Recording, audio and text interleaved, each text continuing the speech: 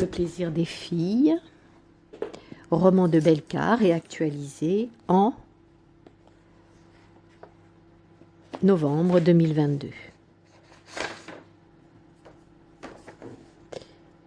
Exergue. Dostoïevski. Elle se leva, elle parlait avec irritation. Depuis quelque temps, nos conversations finissaient toujours ainsi. Le joueur, Fyodor Dostoïevski. Proust. Faute de quoi il ne sortirait on que de Lorraine. L'affaire Lemoine. Marcel Proust. La prisonnière. Je m'appelle Clémentine, demain on viendra me chercher pour me juger. On me jugera en compagnie de ma complice, la mère de mon patron. Quel boss ou patron, le fier avocat de la place judiciaire. Cadenassé de Paris, moi la petite Clémentine, l'avocate pénaliste, je dus vite, déchanter, oublier ma brillante carrière à laquelle j'aspirais. Après mon 5e divorce, je perdis tout jusqu'à mon travail. Me voilà inscrite sur le site de la bourse à l'emploi du ministère de la Justice. Rapidement, mon futur patron me proposa un poste d'assistante de direction dans un premier temps, et que j'acceptais de bonne grâce, de la meilleure grâce qui soit. Et dès notre première entrevue, il indiquait ses préférences vestimentaires. Tu seras très gentil de t'habiller en jean moulant, j'aime les formes et mises en valeur, et tu apporteras de la joie, un rayon de soleil à notre étude, j'acquiesçais. L'essentiel, c'était d'empocher un salaire décent, d'être indépendante financièrement, de régler mon loyer à la sueur de mon front, si j'ose dire. J'étais même prête à jouer une partie coquine avec lui. Un détail, il venait de perdre sa femme une année plus tôt. Et s'il devenait mon futur mari? Et vite, je l'ai eu dans ma couche. Au début, la situation me plaisait. Mais je découvris une facette cachée jusque-là de mon patron chéri. Il penchait aussi vers le genre opposé au genre féminin, les garçons, et ne s'en cachait pas du reste. Je suis un amateur de femmes, comme feu Jules Bocandé, la star footballistique des années 90. Mais j'entretiens une relation, quoique superficielle, avec une personnalité politique. Cette liaison me fait gagner des marchés juteux, de belles affaires, un point c'est tout. Cette situation ne me gênait pas tant que ça. Et même, je dus lui céder une parcelle chère, jusque-là, de mes valeurs puritaines. J'acceptais une partie à 3. L'homme politique masqué, mon requin de patron et moi. J'étais aux anges, au 7e ciel. Ravie d'être désirée par 2 Apollons en même temps. Être le centre du monde, n'est-ce pas le rêve de tout être humain, de toute femme en particulier? Ils furent à mes pieds, soumis comme de petits caniches.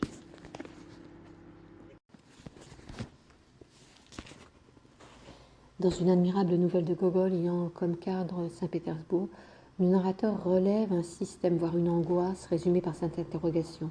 Avons-nous jamais ce que nous désirons? Et mon patron désirait davantage. De fil en aiguille, il me fit découvrir les endroits où l'on échange, les hommes et les femmes, endroits bien différents de la foire aux bestiaux, bien entendu. J'avais dit oui une première fois, pas de seconde fois. Du coup, je n'y étais plus revenue. Alors mon patron avait menacé de me licencier pour faute grave imaginaire. Alors, ayant toujours de la suite dans ses plans macabres, il me contraignit à le suivre dans des pratiques insupportables, avilissantes, inénarrables. Alors, sans gêne ni scrupule, il faisait la mécanique des corps à sens unique, sans mon consentement. Une fois, il se permit la chose devant sa mère. Celle-ci se contenta de lui dire évasivement: « Tu es vulgaire, mon fils. Je vous laisse à vos amours radieuses. Clémentine, tu es chanceuse de le séduire. » Je finis par me révolter, le menacer de tout dévoiler aux autorités compétentes. Sa mère vint au secours de sa chair. Elle me tint ses propos bouleversants. Je dirais que c'est toi qui la guiches avec tes jeans moulants. Je dirais que tu as même fait appel à moi pour vous prendre en photo lors de vos derniers ébats. N'est-ce pas? Demain, on viendra me juger. La sorcière, la criminelle. C'est dans le dessein de protéger son fils qu'elle vint assister à mon dernier viol. Elle tenait donc une pièce à conviction afin de blanchir son fils. Je dus ravaler ma salive contestataire et laisser tout tomber. Mais non sans compter sur le plan machiavélique de Madame la Maman, cette complice de plus d'une atteinte à mon honneur. Elle entra définitivement dans la danse en projetant un épisode mortel puisque ma perte s'était dessinée à partir de ce moment.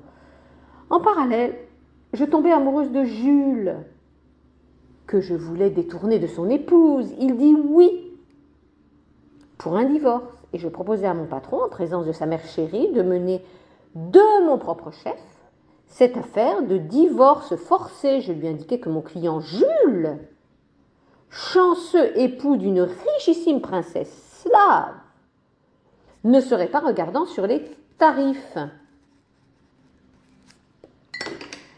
Je pouvais lui saler à ma guise l'addition et s'en suivrait une embellie financière pour notre étude notariale, enrhumée ces derniers temps. Edmonde, la maman de Charles,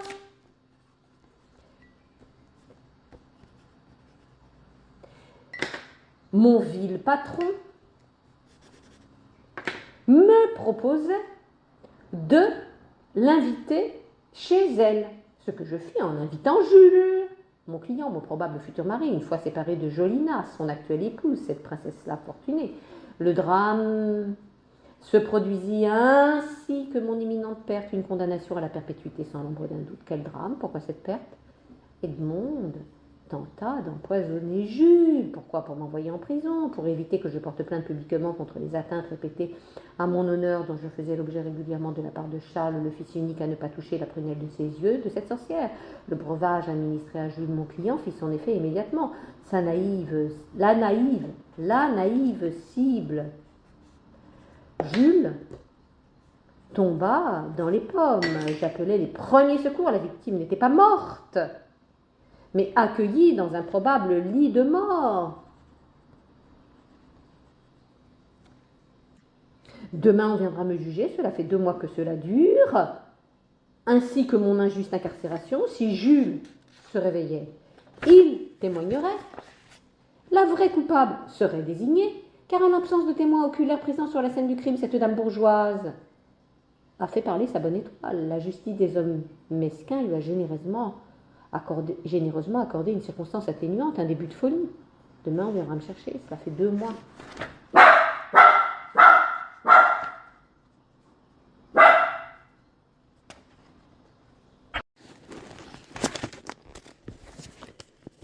Demain, on viendra me chercher. Cela fait 2 mois que je suis arrêtée pour tentative de meurtre sur personne faible.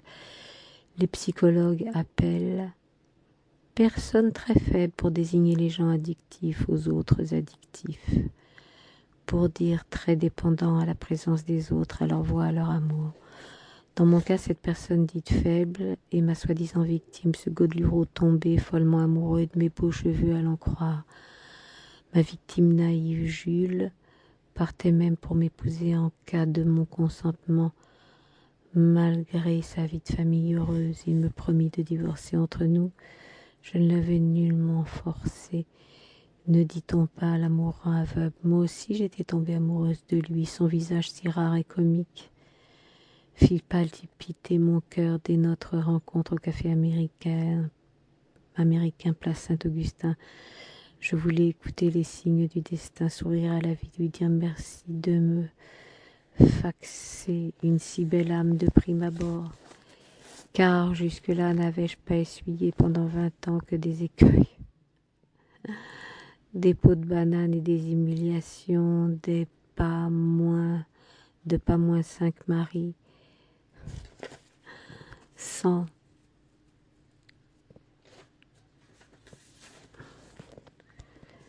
oublier le dénigrement au quotidien de mon despote de patron, le fier propriétaire de l'étude notariale, où j'exerçais comme avocate pénaliste depuis déjà 1 année, quand le fax du destin me fit croiser à mon grand bonheur ma soi-disant victime un lundi, un après-midi ensoleillé de décembre dans un café américain près de la place Saint-Augustin.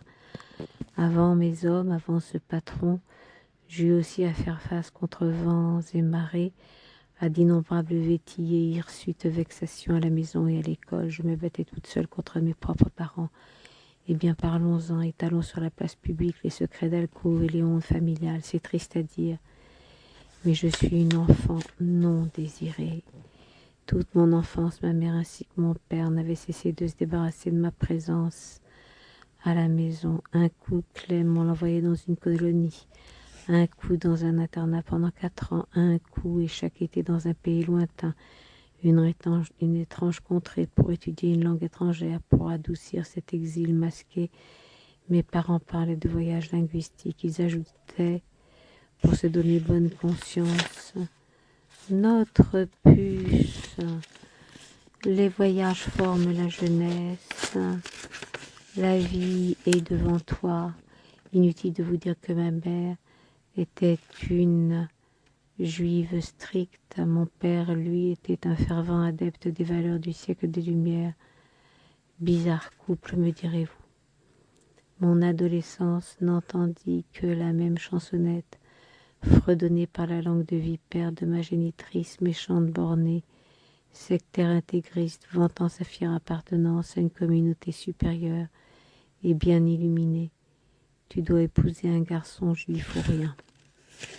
Sûrement pour aller à contresens de cette litanie, j'avais tout à fait inconsciemment ou en toute connaissance de cause, tout fait pour séduire ou bien être séduite par des garçons affiliés à nulle confession dite révélée, ni juifs, ni musulmans, ni bien entendu chrétiens.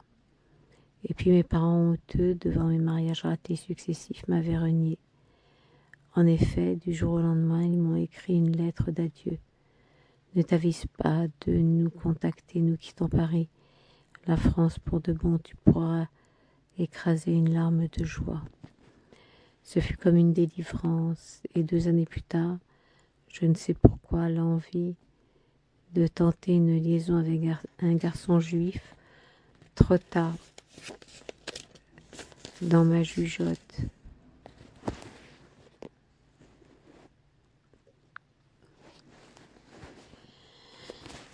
Drôle de plaisir et bizarre désir pour une fille non désirée par une mère juive, n'est-ce pas? N'importe.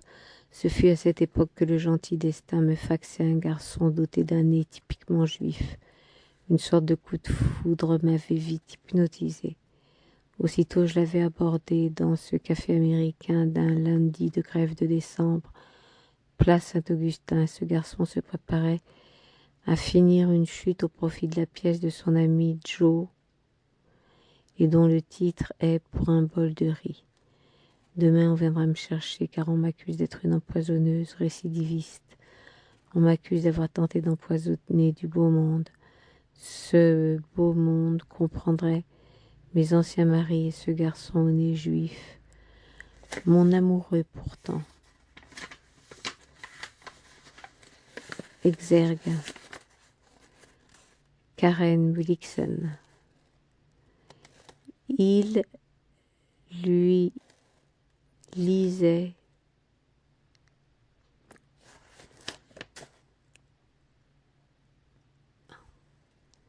Ib, lui lisant l'Odyssée avec une passion si profonde qu'il lui faisait éprouver les vicissitudes d'Ulysse avec des palpitations de cœur.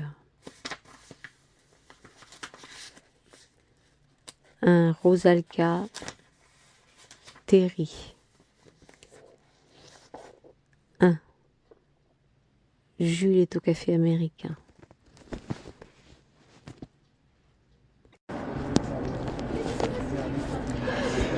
Jules est au café américain. En face de lui, une fille ressemble à la généreuse Adriana, à présent ambassadrice de la Croix-Rouge, ou cette étudiante de 3e année de médecine à Prague, du temps de la guerre froide. Je dis bonjour à ma voisine, elle fait la sourde oreille. À moi d'insister. Sœur d'Adriana, n'est-ce pas? Elle, les yeux furibonds. Je n'ai ni frère, ni sœur, je m'appelle Rosalka, mais Ipti est mon second prénom. Son téléphone sonne, elle prend l'appel. J'arrive. Elle se lève, elle me serre la main, elle me dit au revoir, je dois partir voter. Voter pour élire le maire de Paris ou le réélire. Charmante, polie, souriante. En sa gaieté, je ne me suis pas gênée pour lui laisser ma carte de visite et un flyer de mon voisin Léon Usaven. Ce flyer loue avec fracas le récent livre de Léon, qui l'a dédicacé au Salon du Livre des Quais de Seine. Elle m'a remercié. Comme le café est vide en ce dimanche matin électoral, j'ai regardé du côté du comptoir. Personne ne nous regarde, alors je tente le coup. Tu exhales un parfum enivrant. Je l'adore. J'ai envie de tes beaux cheveux. Tu me désires ou tu m'aimes? Je veux des preuves. Voici mon numéro de téléphone. Maintenant tu sais où me trouver. Reviens vers moi, mon cœur, mais avec des preuves d'amour, des preuves tangibles. Le dimanche suivant, je me rendis au café américain. Je nourrissais l'espoir de revoir Ipti ou Rosalka, nulle trace d'elle, et si je lui téléphonais, je composais son numéro. Une voix y répondit. Rosalka, Ipti. C'est moi, le garçon insolent du dimanche électoral. N'oubliez pas l'épreuve. Romantique ou trébuchante? Ignorerais-tu le plaisir des filles? Je vais te laisser, mon second amant m'invite. Serais-je ton amant numéro 3? Des preuves supplémentaires tangibles, quantifiables, de fil en aiguille. Des preuves supplémentaires, tangibles, quantifiables. De fil en aiguille, j'ai initié un dialogue avec Ipti. Je voulais mesurer son degré de tolérance. Alors, j'ai tenté de créer une situation conflictuelle, bien banale. J'ai voulu la prendre par la main, l'encourager sur le chemin du dialogue transparent honnête. N'est-ce pas là une preuve d'amour, une envie de rester avec elle longtemps? Suivant ce dialogue entre Ipti et Jules, que mademoiselle Ipti appelait Belochka. Bien sûr, j'ai mené les débats avec une certaine mauvaise foi. Le but énervait Ipti, l'amener à m'insulter, mais c'est sans compter sur l'objectif de Jules. Je voulais percer si Ipti est rompu au dialogue poli, respectueux, et voir son vrai sens de l'écoute, voir si elle se remet en cause et se rend compte qu'elle n'a pas toujours raison. Au moment où nous nous attendons à une guerre sanglante, Jules évite la cérémonie vulgaire des adieux définitifs redoutables. Lisons cette sorte de thérapie de couple. Ipti avait répondu à ma provocation. Je ne t'ai jamais trouvé timide. Les gens timides ne parlent pas aux autres dans un parc. C'était à cause de la pluie, je voulais protéger une jolie princesse, donc je suis timide. Si ce n'était pas le cas, je t'aurais dit tout simplement « Viens chez moi pour nous réchauffer », ce que je ne fis pas. Méfiante de suivre un inconnu, je t'aurais dit non. Je ne pense pas que tu sois timide.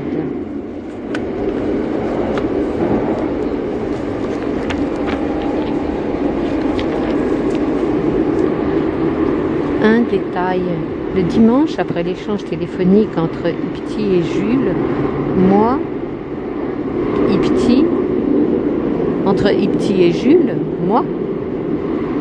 Ipti accepta de me voir dans un parc de plein air, car je lui avais promis un parfum d'une grande marque.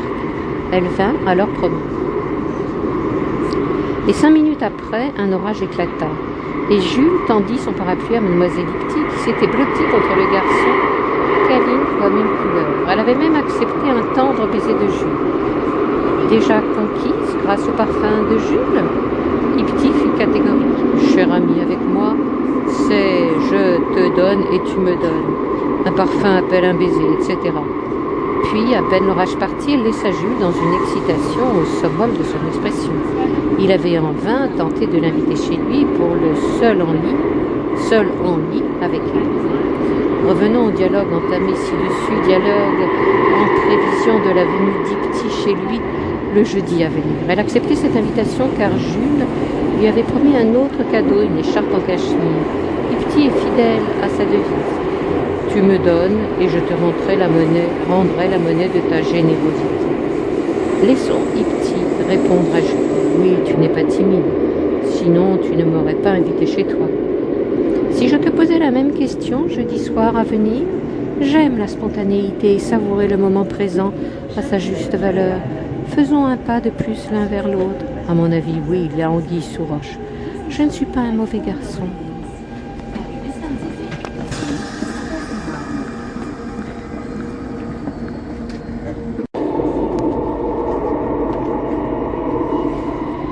À mon avis, il y a anguille sous roche. Je ne suis pas un mauvais garçon puisque j'ai accepté d'être ton amant numéro 3. Comme tu avais accepté notre baiser au parc, je pensais qu'un second baiser ne serait pas de trop. Alors pourquoi acceptes-tu de venir chez moi ce jeudi? Mais tant que je n'ai pas pesé le poids de ton cadeau, Je ne pourrais pas dire oui. Jeudi arrivait, Petit vint chez moi, Jules. Je ne vous en dirai pas trop sur notre rencontre, celle-ci dura plus de 24 heures, puisqu'Ipti logea chez moi dans le même lit que moi. Je ne vous en dirai pas plus sur le cadeau que je lui avais offert, ni sur la monnaie rendue par Ipti en retour de mon cadeau, une vérité. Ipti se vanta de louer un plat familial. Elle promit de m'en dévoiler la recette à sa prochaine venue chez moi. Son retour, en vertu de sa devise matérialiste pragmatique, donnant, m'imposait un cadeau encore plus significatif que les 3 cadeaux précédents. Avant cela, je l'avais appelé un soir. Tu te contredis, il y a paradoxe. De mon côté, je ne cultive aucun tabou. Oui, j'aborde tous les sujets pour connaître mes futurs amis. Ce que je fis avec toi, quand tu étais venu chez moi. Toi qui remarquais mon désintérêt pour la cuisine de tes montagnes alpines. Alors, je craignais de t'avoir blessé. Je voulais percer le secret de votre recette familiale secrète locale, tout simplement. En tant qu'adulte, nous pouvons parler de tout dans l'écoute et le respect afin de nous enrichir, mais je respecterai ton choix. Dans ce cas, merci de me donner une liste des sujets que tu n'aimerais pas aborder avec moi. 2. Ça s'appelle le Pré au Pain, la cossue boulangerie de ce matin. Depuis 10 ans que j'habite le quartier, j'y entre pour acheter une demi-baguette en général. Comme elle est sur le chemin de mon café préféré, j'en profite pour lui voler une croustillante baguette dite traditionnelle et ça coûte 60 centimes la demi-baguette. Le Pré au Pain ne me semblait pas jusque-là être un lieu pour y rester longtemps. C'est petit et sans wifi. Du reste, je craignais d'usurper.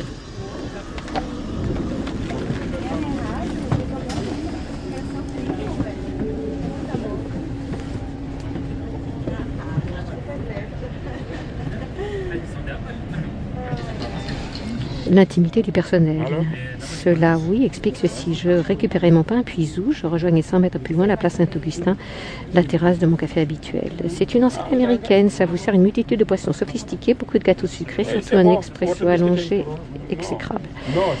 J'ai vite compris la nécessité de servir des cafés dits élaborés, riches en sucre et sirop de toutes origines. Ces ajouts et coloriages et maquillages, masques, cachent et tuent l'amertume de leur café corsé imbuvable sans ajout.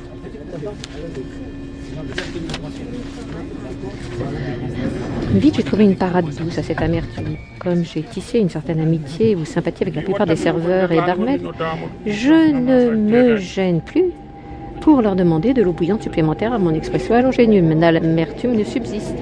De temps en temps, je l'accompagne d'un croissant, un pain au chocolat ou bien un gâteau aux céréales. Parfois, je viens muni du pain du Pré au Pain, voisin, 100 mètres plus loin, en haut de la place Saint-Augustin, rue de Rocher. Est-ce que je continuerai à manger le pain du Pré au Pain? Est-ce que je reviendrai demain matin pour boire l'expresso allongé buvable du Pré au Pain, cette boulangerie si familiale? Est-ce que j'écrirai de nouvelles pages dans mon cahier à chronique? Reçu lors du Salon international du livre de Paris le 26 mars dernier. Est-ce que je continuerai à vivre sur le sol de l'Europe poreuse, sans frontières et convoitée par toutes sortes de bandits, de mafias et de migrants? Victime, futur poseur de bombes. Est-ce que Paris élira un homme ou une femme? Ça changera quoi, ma baguette, mon expresso? L'un des candidats prône la sortie de l'Europe par un référendum populaire. Le second candidat est un Européen d'esprit comme Henry James. Dans l'Europe, en dehors de l'Europe, ça changera quoi? Mon expresso amer à ma demi-baguette, à cette moche compétition économique chaotique, sans foi ni loi, je vois flou. C'est quoi l'Europe, la France, la coopération, la fraternité? Pourquoi Monsieur Donald avait envoyé un bâtiment de guerre vers la Corée du Nord, tandis que Mickey amusait les enfants avec des spectacles féeriques, paisibles et colorés par les couleurs de l'arc-en-ciel? Ne soufflons pas sur les braises, la ficelle est trop grosse, le climat politique refuse de nous offrir une embellie durable malgré la fin de la guerre froide. Mais le beau temps finit toujours par revenir après la pluie, l'orage, la neige, le vent, la grêle et les giboulées. Alors la vie se colore de joie et d'envie. Bien sûr, la vie suit son cours habituel, mauvais temps ou beau temps. De mon point de vue, je divise la vie en 2 variantes. La variante vécue sous un mauvais temps, la variante vécue sous un beau temps. Je puiserai cette division dans la littérature, comme d'habitude. Je citerai 2 livres. Le premier...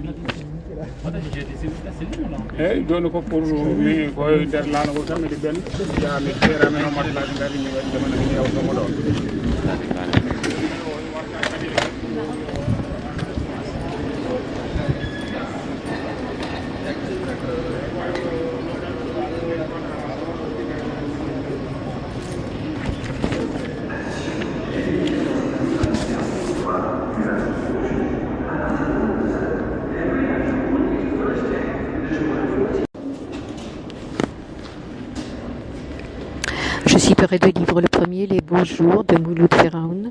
Le second, Paris est une fête d'Ernest Hemingway. J'irai plus loin. Je comparerai la vie à une valse à deux temps, le temps du mauvais temps et le temps du beau temps donc. Ce qui à mes yeux peut sortir de cette valse est surprenant. Le temps du mauvais temps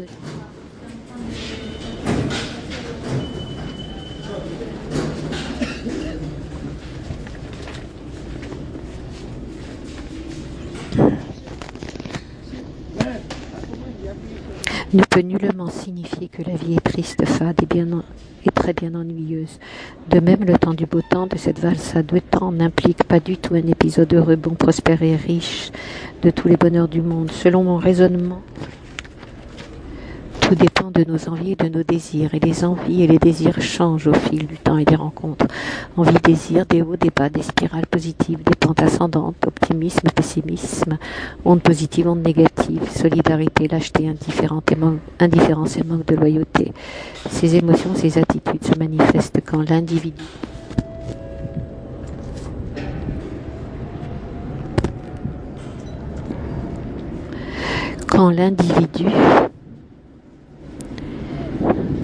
entretient des rapports sociaux avec autrui, à commencer par le milieu familial jusqu'à la sphère publique de sa cité, sa région, son pays et de la planète à travers l'éveil contemporain de la conscience écologique pour sauvegarder notre faune et notre flore. Envie, désir, j'y rajouterai nos rêves. Ah, les bons rêves, certains se réalisent et d'autres tardent à se réaliser. D'autres ne se réaliseront donc jamais. Les plus heureux des hommes et des femmes sont ceux et celles qui sans cesse mettent à jour le logiciel de leurs rêves. Surtout, une mise à jour doit être appliquée au cours de l'une des valses de la vie. De mon point de vue, une mise à jour automatique doit être programmée au cours du temps dit mauvais temps de la dite valse à deux temps. Cette mise à jour consiste à supprimer définitivement certains rêves irréalisables, ces fantasmes. Par cette suppression, nous soulagerons notre parcours de réalisation collective et personnelle. 3. Rêves bien irréalisables. Nous en héritons des dizaines, pourtant les envies changent, ainsi que les désirs. Les rêves, eux, ne changeraient-ils pas du temps de notre vie ou cette valse à deux temps ?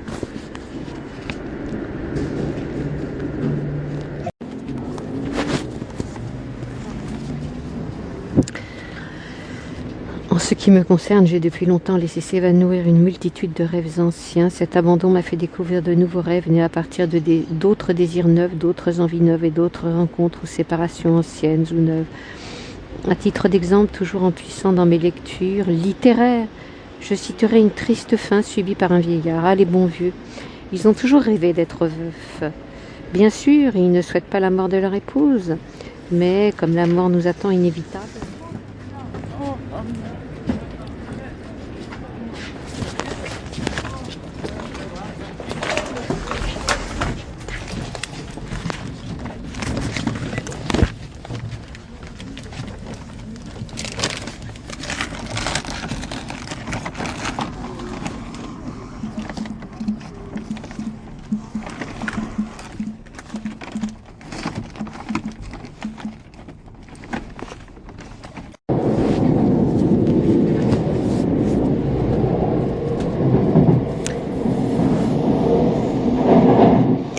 ils ne souhaitent pas la mort de leur épouse, mais comme la mort nous attend inévitable, les vieux de mes lectures ont brillé par une envie, épouser une jeune personne, non sans risque que cela soit signé entre nous, et leur désir leur amène très vite le revers de la médaille. Lisons ensemble l'enfance de Gorky. Sa jeune femme le fit périr, elle lui fit boire de la bière et un filtre pour l'endormir.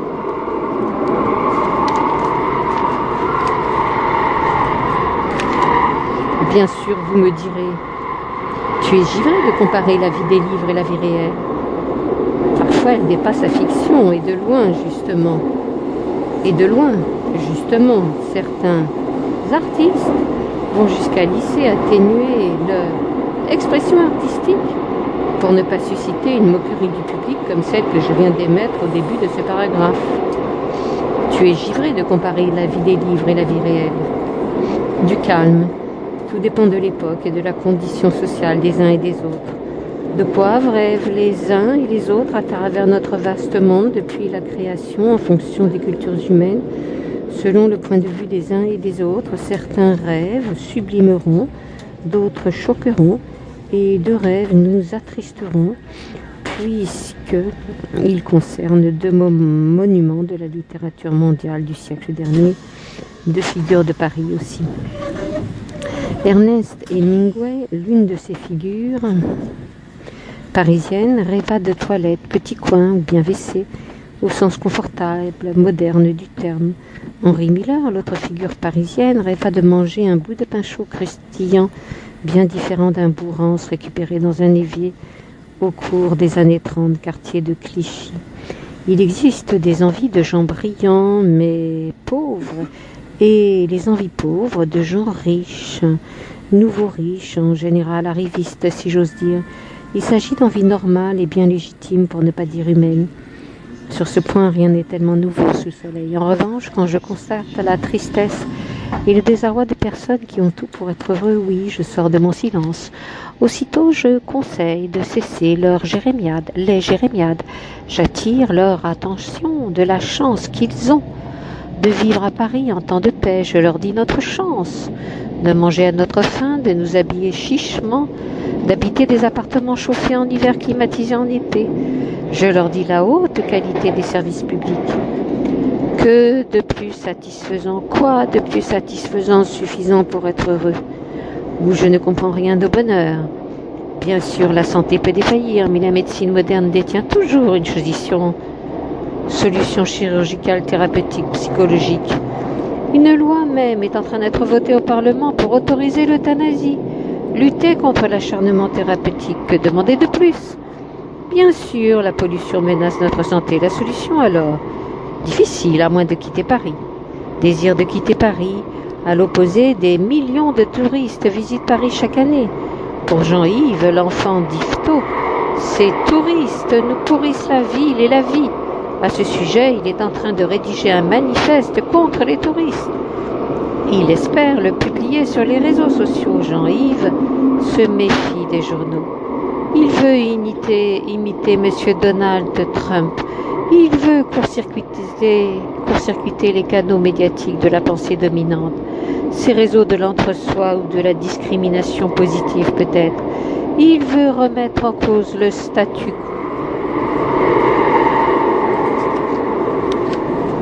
et choquer, si j'ose dire. Il veut réaliser un tour de force culturelle politique, un tour citoyen.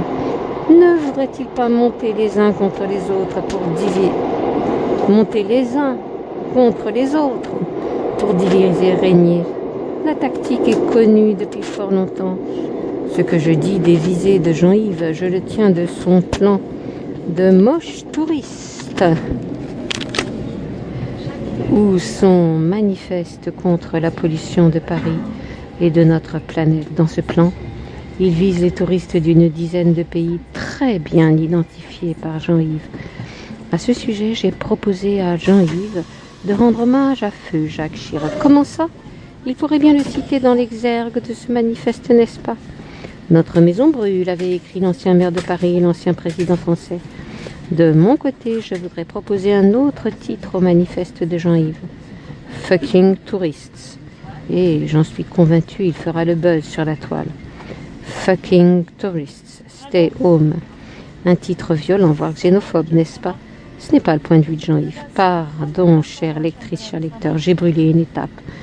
En effet, j'ai oublié de vous rapporter ma discussion avec Jean-Yves. Es-tu d'accord sur ce titre? À juger sans réfléchir. 4. Je comprends tout à fait Jean-Yves. En retour, il me comprend, nous nous comprenons. Mais cette compréhension mutuelle se base sur des fondements distincts, à y voir clair. Jean-Yves voudrait vider Paris de ses touristes pour que ces derniers visitent son terroir Yvetot, le pays de Flaubert, son illustre aïeul, ce peintre des fantasmes de Madame Emma. De mon côté, je voudrais vider Paris de ses touristes, de ses pilleurs et récolter 2 embellies essentielles. La première embellie, les loyers et le foncier baisseront. La seconde, il y aura moins de circulation automobile et moins de pollution. Par ricochet, il y aura moins de malades atteints dans leurs poumons.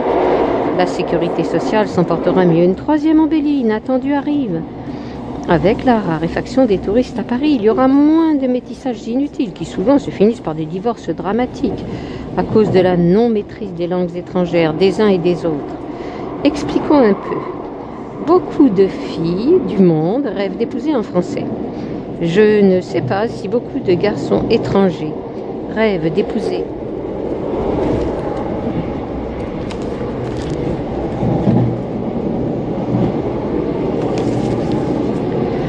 une Française.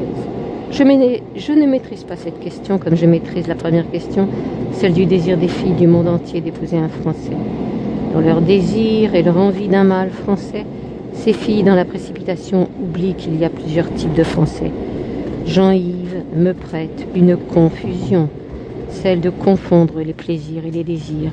Pour lui, les plaisirs ne se décrètent pas, ce qui ne serait pas le cas des bons désirs, ce qui ne serait pas le cas des mauvais désirs. Comment ça?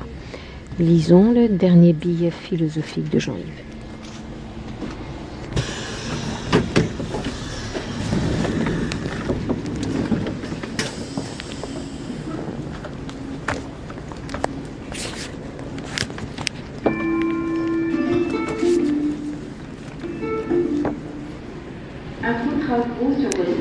Billet paru dans le courrier Cochon. Lisons. Un plaisir est souvent associé à un moment vécu. Nous disons bien « ce fut un plaisir de t'avoir revu » ou « ce fut un plaisir de faire connaissance de ta dernière pièce de théâtre ». Nous disons aussi « ce fut un plaisir pour les yeux d'avoir visité telle exposition, telle cité romaine, Tixirth par exemple, tel parc zoologique, tel parc aquatique, tel monument moderne, médiéval, les pyramides ».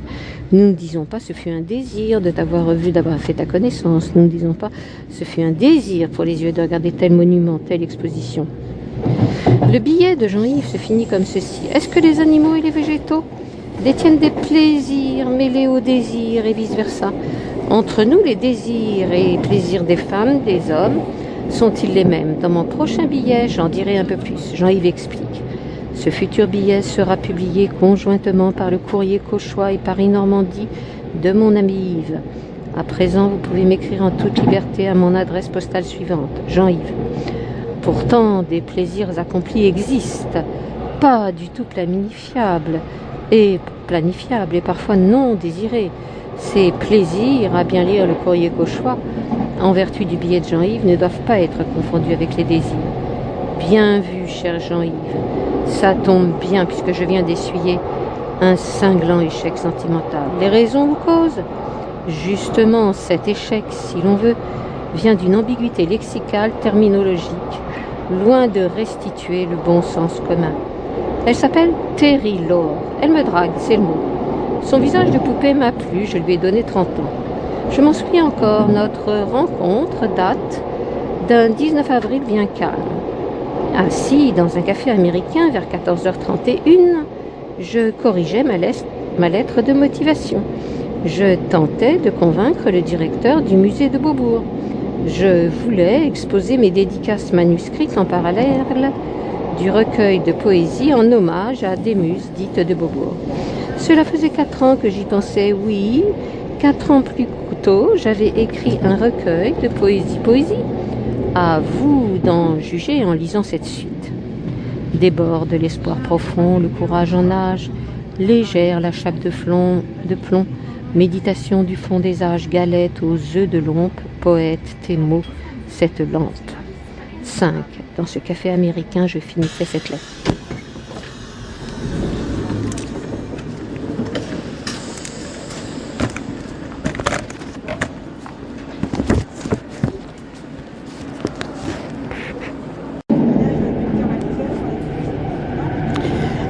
Dans ce café américain, je finissais cette lettre. Oui, c'est ça, cela me revient.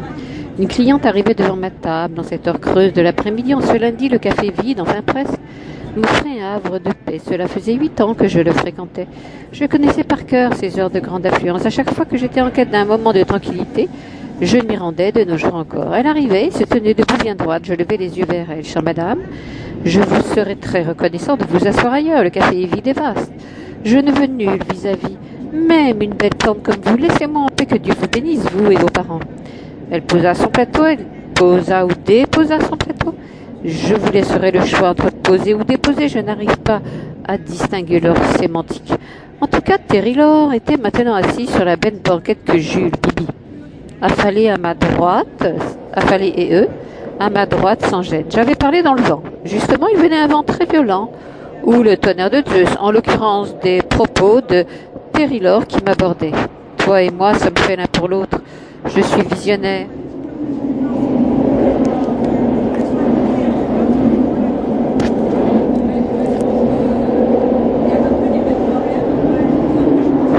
Et mes rêves sont prémonitoires.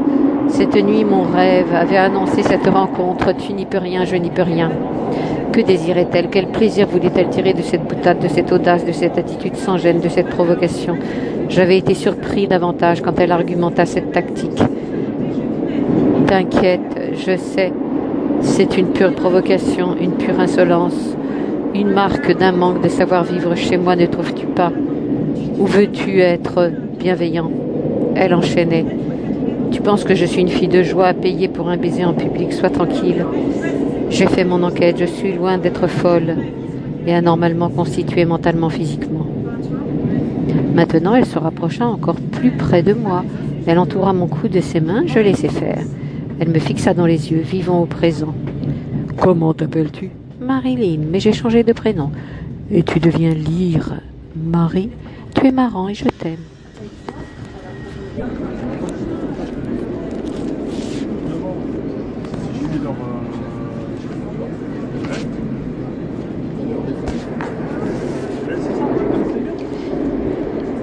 Tu es marrant et je t'aime.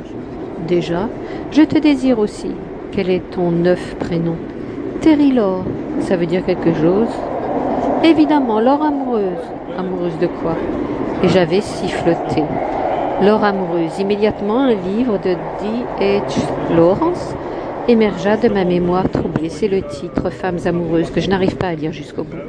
Depuis l'an 2000 que je le détiens, je ne l'ai que feuilleté en lisant un extrait de la page 18, un autre de la page 118, un autre de la page 318, un autre de la page 518. Amoureuse de quoi?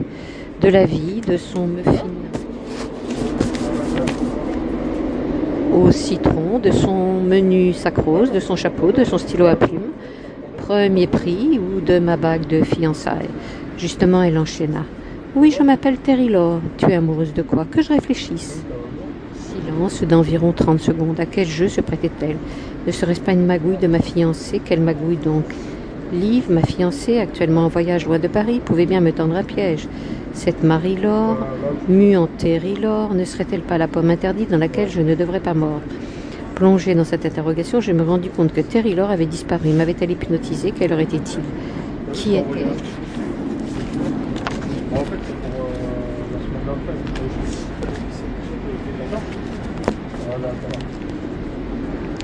Et maintenant, que suis-je?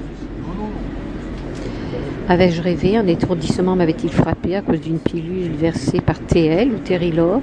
Dans mon thé, je me donnais une gifle. J'ouvris grand les yeux. TL, de l'autre côté de la baie vitrée, m'envoyait un baiser volant. Comment Terry Lore avait-elle détourné mon attention? Comment eut-elle la malice de filer à l'anglaise? Je viens de trouver maintenant la vraie cause. 6 mois plus tard, la raison. La bonne cause? J'étais noyée dans les yeux de cette sorcière profonde, bien océanique.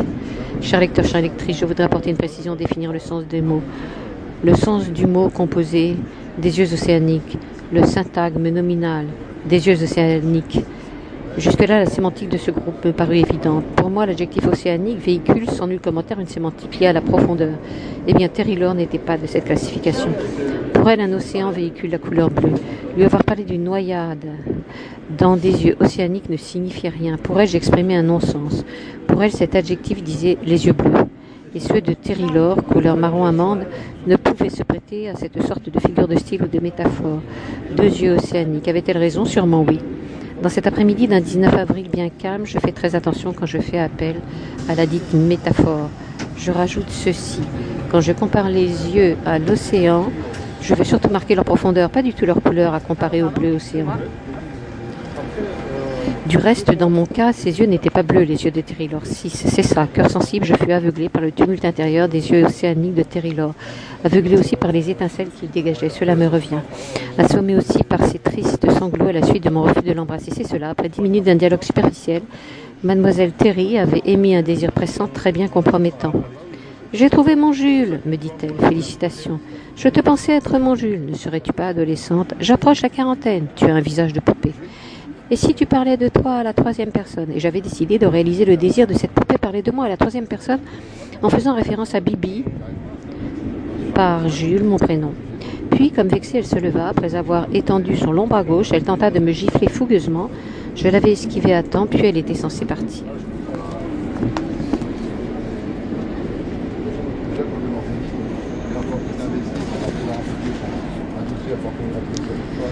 De mon côté, je posais mes deux bras sur la table du café américain, les deux mains superposées, j'y appuyais le front et fermais les yeux. À mon réveil, j'avais cherché Terry Lore, elle attendait dehors.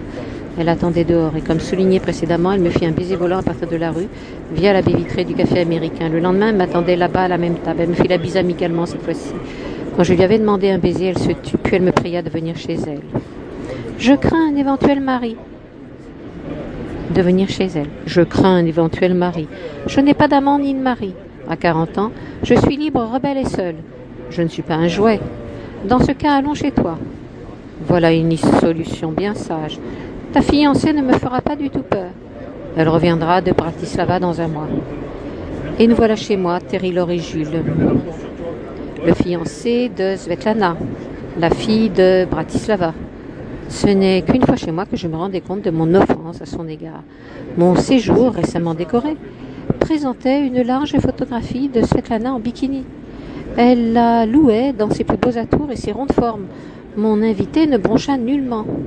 Cette exposition ne me gêne onc. J'ai oublié un détail. Lequel? Ma famille pratique le français ancien. Et alors? Je suis adepte des mots désuets. Pour moi, c'est une question de mode. Et moi, je vais à contre-courant des modes. Et ça veut dire quoi, onc? Le dictionnaire, connais-tu? Pour le moment, un désir me hante. Lequel? Démouler ton jean. Passons dans ta chambre. Le canapé, tu détestes? Je ne suis pas dans l'urgence. Je ne comprends pas. Je veux dormir. Mon désir n'est pas de pioncer. Ignores-tu le plaisir des filles?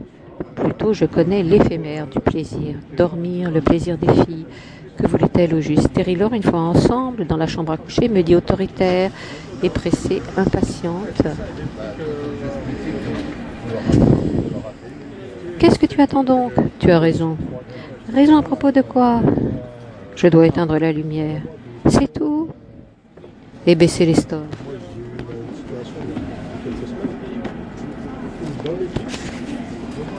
Et après?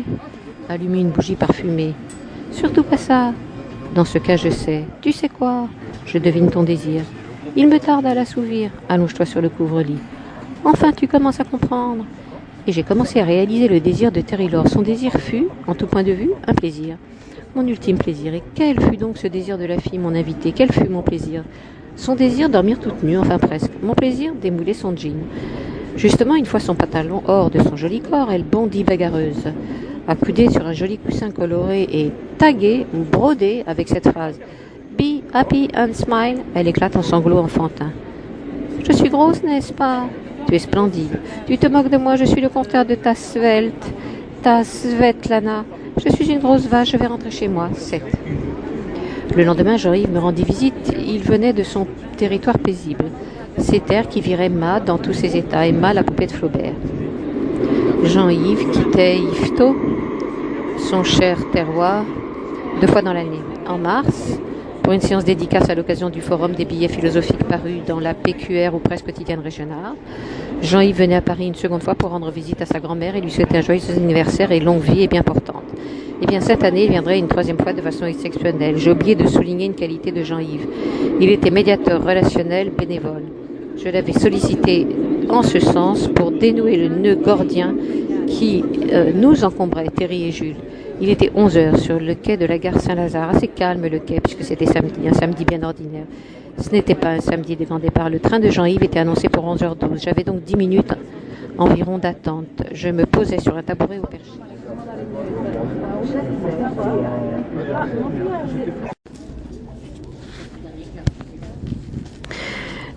Je me posais sur un tabouret haut placé. À peine moi assis, Terry Lore m'appelait. « Bonjour mon ange. Encore une revenante? Mais je tiens à toi. À ce point, Ne soyons pas aveugles, ouvrons les yeux, tu es fait pour moi et moi pour toi. Tu dois comprendre mes désirs et moi tes plaisirs. Comprendre les désirs de Terry-Laure, mais nos désirs se ressemblent entre les humains des deux genres ainsi que nos plaisirs du reste. Il ne serait pas hors de propos de dire que ce serait une perte de temps de vous les rappeler, chère lectrice, chers lecteurs. Ces désirs ne sont pas infinis pour être énumérés dans leurs grandes lignes. Je dirais qu'ils sont liés à notre force essentielle dont la nature nous a doté, la conscience. Ces désirs et plaisirs sont intimement liés à un état de conscience. Être conscient de ressentir un bonheur, un mal, la satiété, la frugalité, la faim, la soif, la douceur d'une figue cueillie aux aurores. Bien sûr, pour être concis, précis, ces plaisirs et désirs propres à chaque individu intime, intrinsèque, innombrables se chiffreront à la population mondiale. Inutile de tenter de les déchiffrer sans éventuellement oublier les plaisirs et les désirs probables, insondables des végétaux et des animaux. Ce cheminement venait d'être dévoilé, développé par Jean-Yves dans son billet du jour que le courrier Cauchois et Paris-Normandie publiaient ce samedi dans leur édition spéciale augmentée du week-end. Jean-Yves était fier de m'offrir ces 2 journaux. Cher Jules, voici les 2 bêtes au format papier. Tu fais bien de me proposer la version papier car je ne lis jamais sur mon écran, je veux préserver mes yeux. Nous sommes bien d'accord. Dis-moi tout sur votre dialogue de sourd, Terry et toi. Elle est en train de jouer au chat et à la souris. Elle s'invite chez moi, je démouille son jean. Aussitôt elle bondit comme une chatte, elle se rhabille et file à l'anglaise. Jean-Yves posa sa grosse main sur mon épaule.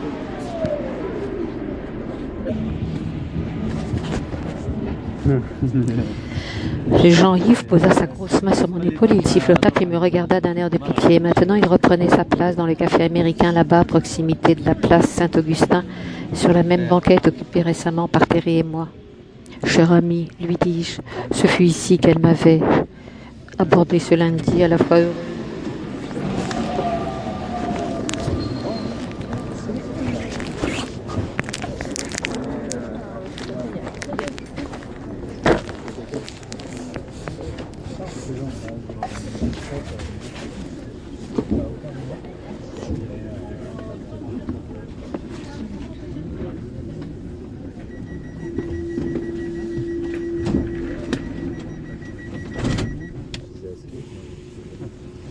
Bien, qu'en penses-tu?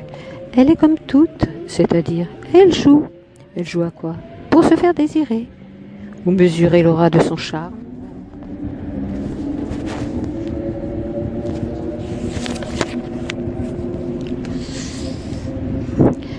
Elle veut aussi se faire plaisir. Je ne te suis pas. Toutes se ressemblent, je t'écoute. Avant le grand désir, elles se font plaisir. Un plaisir avant un désir? Oui, mon vieux. Quel désir, quel plaisir? Désir classique, plaisir classique. Tu n'as rien compris, tu oublies que les hommes sont différents des femmes. Pourtant, nous sommes des humains faits de la même chair et des mêmes vaisseaux sanguins, des mêmes os, d'un même squelette. Jean-Yves m'avait bouleversé. Pour lui, les désirs et les plaisirs, différents entre les hommes et les femmes, diffèrent. Les désirs et plaisirs essentiels, bien entendu, puisque, comme dit ci-dessus, à travers le billet philosophique paru dans la PQR du terroir de Jean-Yves, les plaisirs intimes se montent au nombre des habitants de notre planète. Nombre impossible à recenser. Bien sûr, la technologie peut collecter ces plaisirs et désirs intimes grâce à l'open data. À mon niveau, je n'ai pas encore entendu parler d'un projet dans ce sens. Nous nous préparions à quitter le café américain quand Terry fit une triste apparition en face de nous sur le trottoir de la baie vitrée. Les cheveux défaits aux 80, une jupe courte, talons aiguilles, maquillage exagéré, des anneaux roses en guise de boucles d'oreilles. Elle se préparait maintenant à rentrer dans notre entrevue à Jean-Yves et moi. La voilà ouvrant la porte, elle m'avait repéré. Elle fonça dans ma direction. Par courtoisie, si j'ose dire, je me levai et la serrai contre moi. Elle en fit autant. Voici Jean-Yves que je lui dis. Voici Jean-Yves que je lui dis.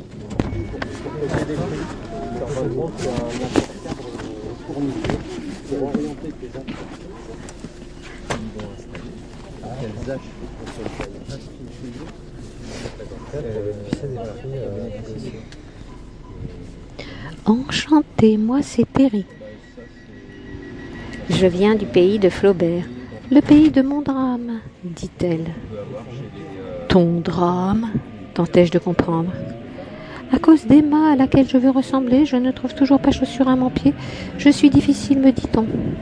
Jean-Yves éclata d'un rire courtois, moi aussi. Terry médisait, nous précisait sa gêne de ne jamais savoir se contrôler ni maîtriser son vocabulaire.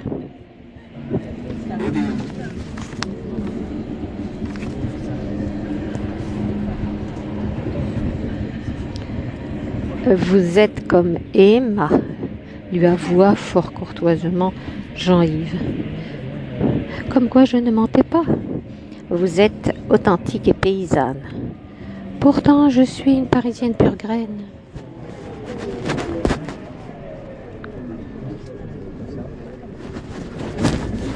Pardon, excusez-moi. Pardon, excusez-moi. C'est Odéon, là. Odéon. Non, pas la Brielle. C'est Saint-Germain. Non, tu restes là. La porte, elle est automatique.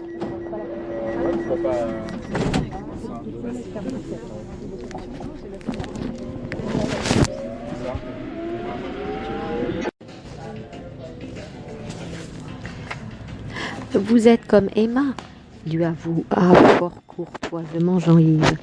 Comme quoi je ne mentais pas. Vous êtes authentique et paysanne. Pourtant je suis une Parisienne pure graine. La transition est réussie. À mon avis, je suis en train de rendre honteuse mes origines bourgeoises. Vous vous culpabilisez inutilement. Je suis méconnaissable. Soyez vous-même. Parfois, je montre des attitudes vulgaires tellement brimées par mes parents et leur souci de ce qu'en diraient les autres. Je vous trouve authentique. À cause de ces codes hypocrites, je suis célibataire, sans mari, sans enfant et sans le sou. Tout s'arrangera, mademoiselle. Vous pouvez dire, mademoiselle Terry. Tu peux me tutoyer alors? Marché conclu. Tu es un amour, cher Terry. Jean-Yves se leva, Terry toujours debout rougi. Il saisit maintenant la main de notre moderne et nouvelle Emma, puis il lui colla un baiser aérien. Elle lui dit « Tu es galant ».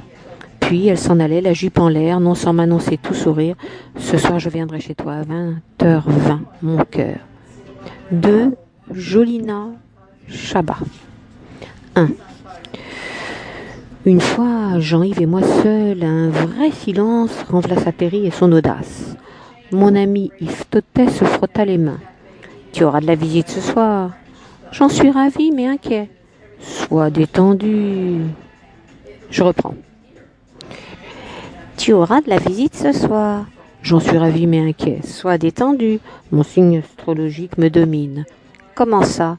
Il impose le contrôle de tout. J'ai tendance à vouloir tout maîtriser. Ça fait fuir les filles. » Terry aussi veut tout contrôler et à ce rythme, vous risquez de regarder dans des directions opposées. Vous vous disputerez sans cesse, chacun tentera d'imposer sa loi et le bras de fer classique mettra des bâtons dans les roues de votre locomotive amicale. Bien vu. Laisse Terry diriger tout. Ce soir, ne tente pas d'être directif. Dis oui à ses envies, désirs et plaisirs. Sois flexible. À ce moment, Svetlana m'appelait. Elle dit arriver dans 10 jours. Elle voulait officialiser nos fiançailles dans 2 mois. Ses parents viendraient me voir avant d'officialiser notre union sacrée. Je les craignais car ma peau noire d'ébène risquait de les choquer. Svetlana m'avait rassuré, ses grands-parents juifs, déportés mais bien vivants, ne toléreraient pas quelque rejet de ce type.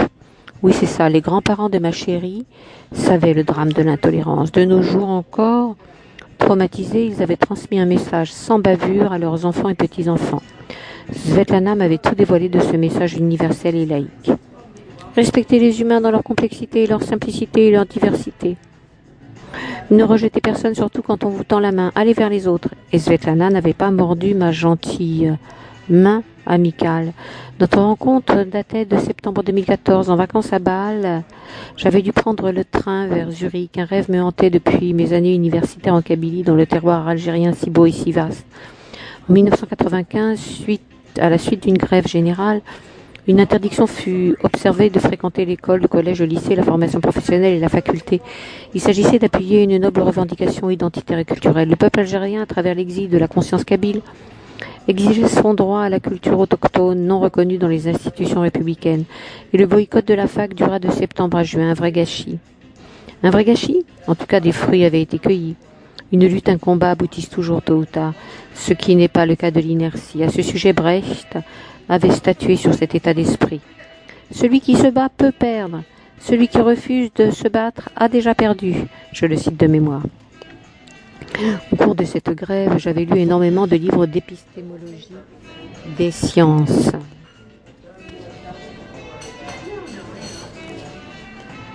Du coup, j'avais découvert la fibre philosophique de M. Einstein et j'avais parcouru par l'esprit via ses livres l'école polytechnique de Zurich que j'étais en train de visiter 20 ans après en ce dimanche de fin septembre 2014. Un rêve ou un désir de 20 ans allait se concrétiser. Un rêve, un désir, un plaisir se croisèrent au cours de cette excursion zurichoise bienheureuse. Pendant 20 ans environ, je rêvais de ce pèlerinage, être sur les traces du génie, ce physicien, ce philosophe. Après presque 3 heures depuis Bâle, je pus fouler le sol de Zurich. Il pleuvait une fine pluie. Je n'avais ni plan ni GPS, je suis un touriste à l'ancienne, je vais au-devant des lieux et des gens. J'adore me fondre dans la foule des anonymes des rues passantes. Me voilà sur les berges du lac Clément, non, à confirmer. Et ces canards, je me fis prendre en photo après avoir remis mon smartphone à une inconnue. Pourriez-vous me prendre en photo ? Avec plaisir. Vous êtes sympathique. Bien sûr, le dialogue s'était déroulé en anglais. À son tour, elle me sollicitait pour lui rendre sa monnaie photographique. Elle s'appelait Liv Svetlana, originaire de Slovaquie, de la ville Mouloud-Martin. Et elle venait d'emménager dans la grande ville, la belle Bratislava. On se tutoie, me dit-elle, avec plaisir. Vous êtes russe et j'en suis ravie. Les filles slaves de l'Est et de l'Europe centrale et les Allemandes aussi me prennent de nos jours encore pour un compatriote de Gorky et Tolstoï.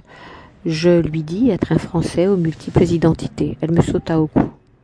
Je maîtrise la langue de Racine. Svetlana ou Liv parlait à la perfection le français. Nous voilà amis grâce à cet outil qui rapproche. Quel outil, quelle passerelle? La langue française ou la langue tout court? Chère future lectrice, futur lecteur, les humains doivent communiquer. Pour communiquer bien et vite, seule une langue commune aidera. La langue française, dans le cas de Svetlana et moi. À ce sujet, le prénom de ma fiancée est l'équivalent de Claire en français. C'est l'équivalent de Chaba, à ce qu'il paraît en kabyle. Chaba, la femme de Slimane. Qui est-il, ce couple? Il peuple un roman primé par la ville d'Alger en 1954. Son titre est La terre et le sang, et ce fut Claire, ma svelte Svetlana slovaque, qui me fit découvrir cet ensoleillé couple au cœur du pays kabyle. Svetlana et Slimane, je veux dire Claire et Slimane, comprendre Chaba et Slimane. Le moyen pour nouer un contact n'est donc ni la religion ni la tenue vestimentaire, n'est-ce pas? La façon de parler prime avant tout apparat. Un mendiant n'est pas attirant de prime abord, mais sa façon de s'exprimer peut nous emboucher un coin, imposer le respect. En ce qui me concerne, j'ai longtemps évité les mendiantes parce que je suis sensible aux mots, très sensible au timbre de la voix, celle des femmes en particulier. Je disais être très sensible à l'intonation de la voix. Pour ne pas être achalandée, je ne répondais pas aux injonctions des mendiantes, sauf une fois, par simple pur hasard, du moins Tania sut m'attendrir. Je m'apprêtais à payer mon nouveau cahier CIS quand elle eut coupé ma trajectoire brusquement et sans gêne. « Bonjour, beau gosse. Que puis-je pour vous? Il me faut 10 € pour payer mon cahier. Je suis une romancière de la dèche du dimanche. L'écriture m'aide à combattre mon inconfort social et sentimental. Je ne suis pas Nina, ni Mademoiselle Colette, mais j'écris à ce qu'il paraît comme Assia Djeba, la Sagan algérienne, pour citer le Veilleur de Roger Grenier. Mon tour de caisse venait. Je payais le cahier de Mademoiselle Tania, en plus de mes 2 articles, un cahier à réglure CIS et un stylo à plume jetable. À la sortie de cette librairie, Tania m'avait remercié. Elle alla jusqu'à me faire la bise amicale. « Tu t'appelles » Qu'elle sent qui ? Jules. « Vrai de vrai ?»« Moi, c'est Tania Tura. Disons Tania. »« Moi, c'est Tania Tura. Disons Tania. Marché conclu, voici mon portable. » Vous m'offrez votre joli smartphone, je vous offrais mon numéro. Attardons-nous sur Liv ou Svetlana et les leçons de tolérance prodiguées par ses grands-parents, ces 2 chanceux survivants à la moche solution finale, cette œuvre du peuple le plus civilisé pourtant, cette œuvre macabre, cette atroce Al-Jarima, cette salissure immonde. À notre première rencontre à Zurich, elle m'a pris pour un Russe. Comment est-ce possible puisque je porte une peau couleur d'ébène? Quelques semaines plus tard, je l'avais sondée, je lui avais posé la question brûlante. Connais-tu des Russes couleur d'ébène? Pas spécialement. Pourquoi avais-tu pensé à cela? À cela ou à ceci? Que je suis irriguée avec un sang russe. Tu es vraiment de la vieille école. Être russe, ce n'est pas avoir une peau de telle couleur ou telle autre. C'est une attitude, une manière de parler, marcher, boire, aimer, détester, désirer. Je marchais comme un russe? Non. Quel trait de Jules t'avait-il fait penser que... Que quoi? Que j'étais russe. Tu es grand avec des joues moches. Merci pour les compliments. En réalité, j'avais rêvé d'épouser un russe afin de dire merci à l'armée rouge d'avoir sauvé mes grands-parents d'une mort certaine. 2. Maintenant, Terry a disparu ainsi que mon amour slovaque, ainsi que mon ami Jean-Yves Livtoté du pays de Flodbert. Cela fait 1 mois qu'il ne me donne plus, au pluriel, il, de nouvelles. Svetlana a pu séduire un russe. Terry a pu elle aussi séduire un homme de 8 ans, plus âgé qu'elle. Oui, c'est ça. J'ai omis un détail. Entre Terry et moi, un mur s'était vite dressé. Étant son cadet de 3 années, elle montra sa gêne dès qu'elle sut mes 37 ans, elle en avait 40. J'avoue beau lui dire le non-sens de son état d'esprit, elle fut catégorique. Je ne veux pas emménager moi la noble dame avec un puceau, un lionceau. Pourtant, elle fut la cause de la rupture de nos fiançailles. Entre nous, moi aussi, j'y avais mis mon grain de sel. Je n'aurais pas dû lui présenter Liv Svetlana. Jalouse sûrement de ma beauté slave, elle n'avait pas lésiné sur ses leviers susceptibles d'être actionnables sans délai. Justement, elle avait fait appel à un joker fatal qu'elle détenait pour nous séparer, ma Claire Sval et Jules, le garçon à la peau couleur d'ébène. Tout simplement, elle dit notre franche coucherie together entre elle, Terry et moi. Que pensez-vous que Svetlana en pense? Elle me serra contre elle, avant de tout lui confirmer. C'est vrai, chérie? Je ne récidiverai plus. Trop tard, séparons-nous. Je savais le départ de Jean-Yves, la moue de Terry, puis notre désamour et son départ, la gentillesse de Claire, puis son refus de me pardonner. Ces rejets de ma personne reflétaient un état d'esprit bien commun à l'espèce humaine depuis toujours.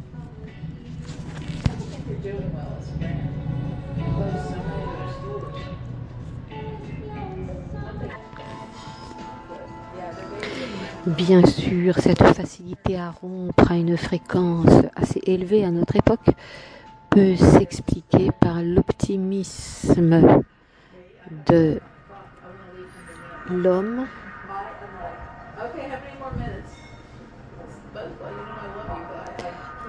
et de la femme moderne qui les conduit à renouer avec une nouvelle amitié, avec une aisance attestée, grâce aux moyens techniques mis gratuitement à notre disposition. En revanche, les amitiés ou les amours durent peu longtemps. Durent peu. À dire vrai, cette fuite en avant révèle un bras de fer, voire un plaisir. Le plaisir de se dire, je l'ai quitté pour un autre, pour les filles, je l'ai largué pour une fille plus jeune, pour les garçons méchants. Drôle de plaisir, dirons-nous. Je ne pense pas que Terry et Claire aient touché à quelques plaisirs en me quittant de leur propre chef. Bien sûr, j'avais tendu la joue pour être giflée. D'un autre point de vue, tendre un bâton pour se faire battre n'indique pas que l'autre doive nous battre. En ce qui me concerne, j'ai toujours jeté le bâton, j'ai toujours embrassé la tendre joue quand les filles voulaient être giflées ou battues. Une fille, c'est beau, sensible et très fragile. Une fille, c'est fait pour être aimée, dorlotée, protégée. Une fille, c'est fait pour partager un moment convivial, un désir, un plaisir. Le garçon aussi. Bien sûr, des gens peuvent se disputer pour un oui, pour un non. 20 ans sont passés depuis ma réelle première dispute. Vite s'en étaient suivies 2 autres. La première à peine cicatrisée, une seconde dispute l'avait enrichie. En sortant de la seconde dispute, je me posais cette question. Ne dit-on pas jamais 203 et quelque temps après, la troisième dispute s'amenait. S'était amenée. Revenons à la première dispute. Par la suite, je détaillerai la seconde dispute. Par la suite, je mettrai à l'honneur la troisième guerre. Ce fut plus qu'une dispute, une guerre donc. Un avertissement quand même. Dans ces 3 conflits, je fus la partie responsable au premier chef et le mépris essuyé de la partie adverse fut de loin disproportionné, démesuré et violent. Je fus la brebis lâche galeuse dans ces 3 relations. Quelle relation? celles qui furent l'objet de ces disputes. Vous êtes d'accord? Un conflit survient toujours entre au minimum 2 belligérants.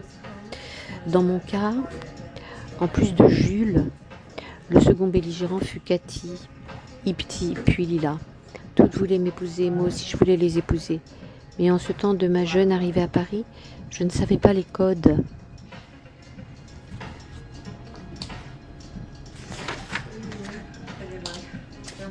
Des filles et des villes. Je leur donnais trop d'importance. Je les avais comblées d'une multitude de fleurs, parfums, livres, savonnettes, cartes postales, lingerie fine ou lingerie d'hiver, voyages, bijoux. Malgré ces générosités, je fus nue pour les convaincre de ma foi en mon amour pour elles. Oui, pour avoir toujours plu. Elle me disait, je veux des preuves supplémentaires.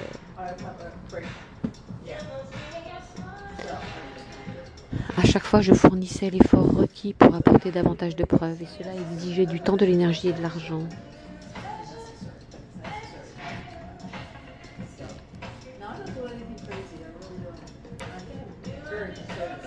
Et parfois je mettais ma vie en danger. Voyons ma première dispute. Avant de la rappeler, de quoi s'agit-il? Elle a frappé ma relation avec Cathy, la première passion de ma jeune vie à Paris. À peine sortie de la fac, je décrochais un bel emploi, mon premier entretien d'embauche. Je m'en souviens encore, ce fut un début août de l'an 2000, une année avant les attentats du 11 d'un mois de septembre tragique.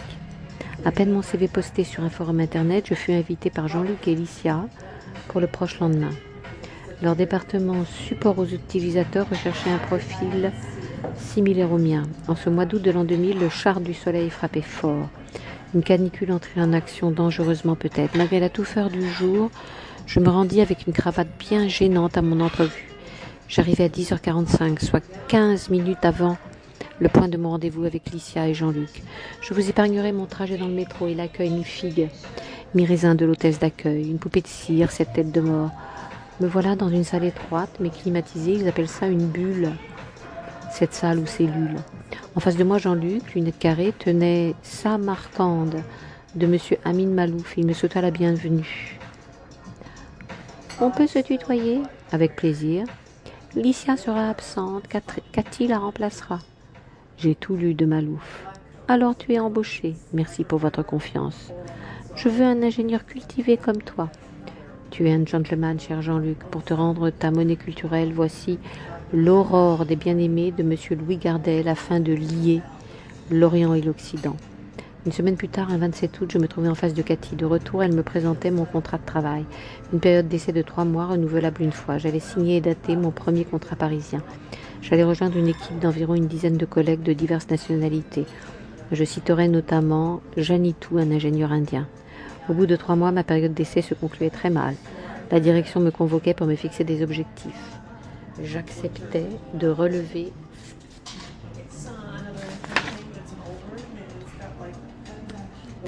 ce défi durant cette seconde période d'essai. Cathy fut mon ange gardien, ainsi que Jean-Luc, Vincent, Kader, Gilles, Alain, Marie-Pierre, Edgar, Olivier, Yann, Adouka, Mademoiselle. Oui.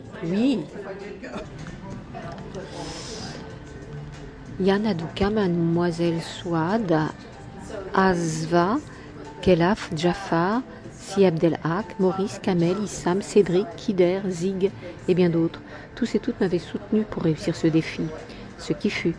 À la fin de la seconde période d'essai, Janitou, mon collègue de Bombay, me convia chez lui pour 2 semaines tumultueuses, loin de la sérénité prônée par Hess dans son livre spirituel Siddhartha, ce me semble. Janitou voulait caser son unique sœur timide en public, audacieuse en tête-à-tête avec Jules. Ses yeux de chimène en disaient long sur son désir de moi. Janitou me louait à ses parents et ses proches. Dans cette famille éduquée au-dessus de la moyenne, le père médecin, la maman professeur en physique des particules, virent en moi le gendre idéal. Vite, je les avais déçus affreusement. De retour de Bombay, je dis tout à Cathy. Je ne dis pas la vérité, plutôt je voulais la jalouser. En effet, je lui avais menti en ces termes. Nirmala veut m'épouser.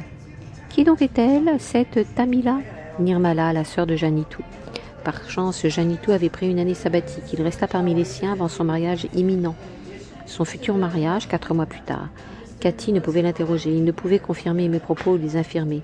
Un matin, dans l'ascenseur, je l'avais taquiné. Et tu es merveilleuse et belle. Je l'avais taquiné. Tu es merveilleuse et belle. tu es un menteur. L'ascenseur ouvrit sa porte, à peine mon ordinateur allumé. Je lui avais écrit une poésie dans un mail. Robe froufrou de soie, robe bruissante, visage poudré, le bas transparent, robe légère, attalante, effarouchée. Cathy, mon ange éphémère, pourquoi être fâchée? Est-ce que je fus un menteur avec Cathy? Aurais-je changé d'un extrême vers un extrême? Le mensonge. À la maison, à l'école primaire, au collège, j'avais entendu autour de moi le même conseil. Mes parents et mes grands-parents, mes tantes, mes oncles, les notables de ma cité villageoise, mes institutrices, mes instituteurs, mes profs de collège, le surveillant général, Maucrane à la tête du staff collégien, sans oublier Bichou, l'animateur de la matinale radio des années 70 et 80.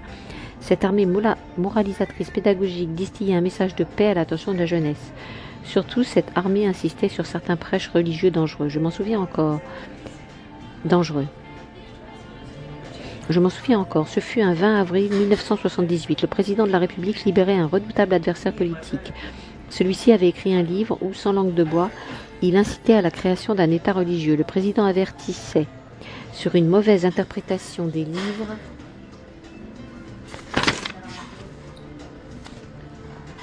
dits saints. Pour notre président populaire et démocratique, les religions et les philosophies prônent le respect. Il déconseille la guerre contre nos camarades, nos frères et sœurs voisins, les passants, les passantes, les collègues, les chats, les chiens, les oliviers et figuiers, etc.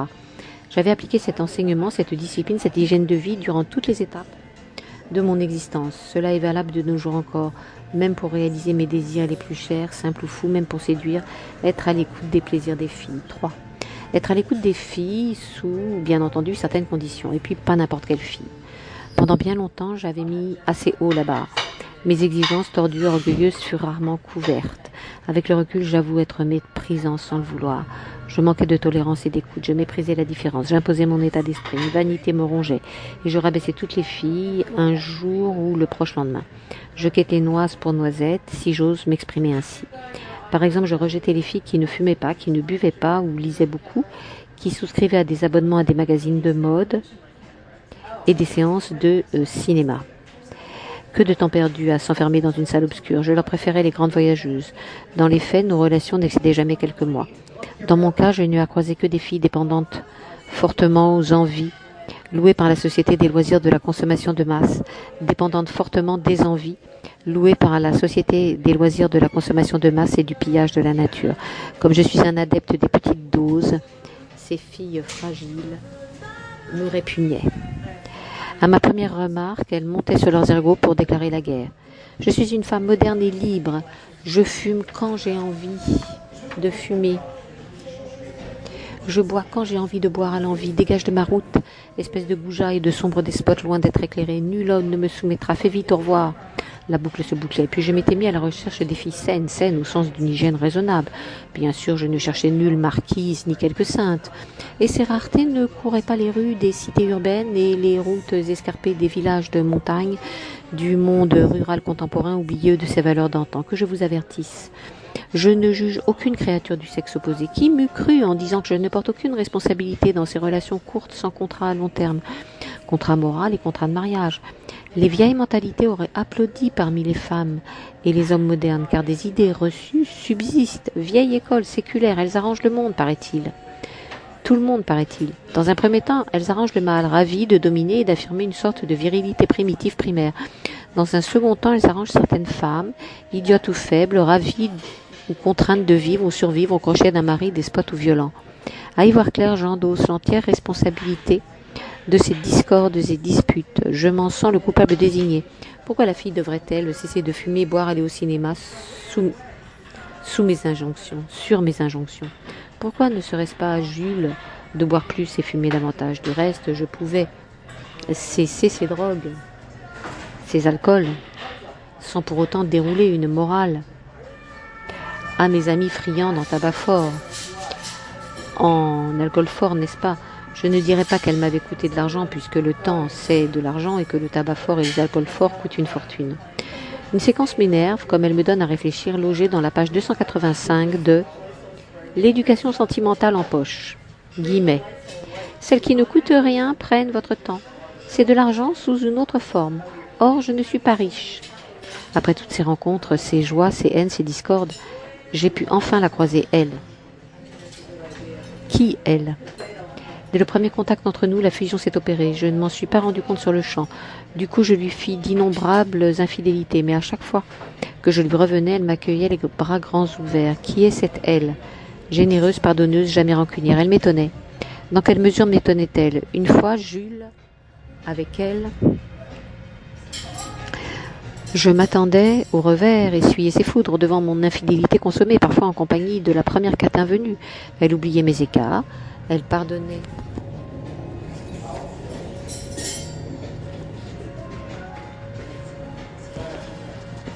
ma lâcheté. Je le sais maintenant, mes absences ne la troublaient jamais. Elle le savait, je n'avais pas d'autre choix que de frapper chez elle, lui demander pitance, un bout de pain, un coin de paradis, un zeste d'amour, une parole doucereuse. Elle était mon refuge, mon remède. Je le savais, elle ne me refuserait rien, car elle savait ma faiblesse, ma richesse. Elle savait ma coquille très vide, sur laquelle elle ne pouvait pas compter. En retour, elle savait à son grand bonheur ma fragilité, ma facile malléabilité. Elle savait sa capacité à me dompter, dominer et me soutirer mon argent, mon temps et prolonger mes illusions les plus folichonnes.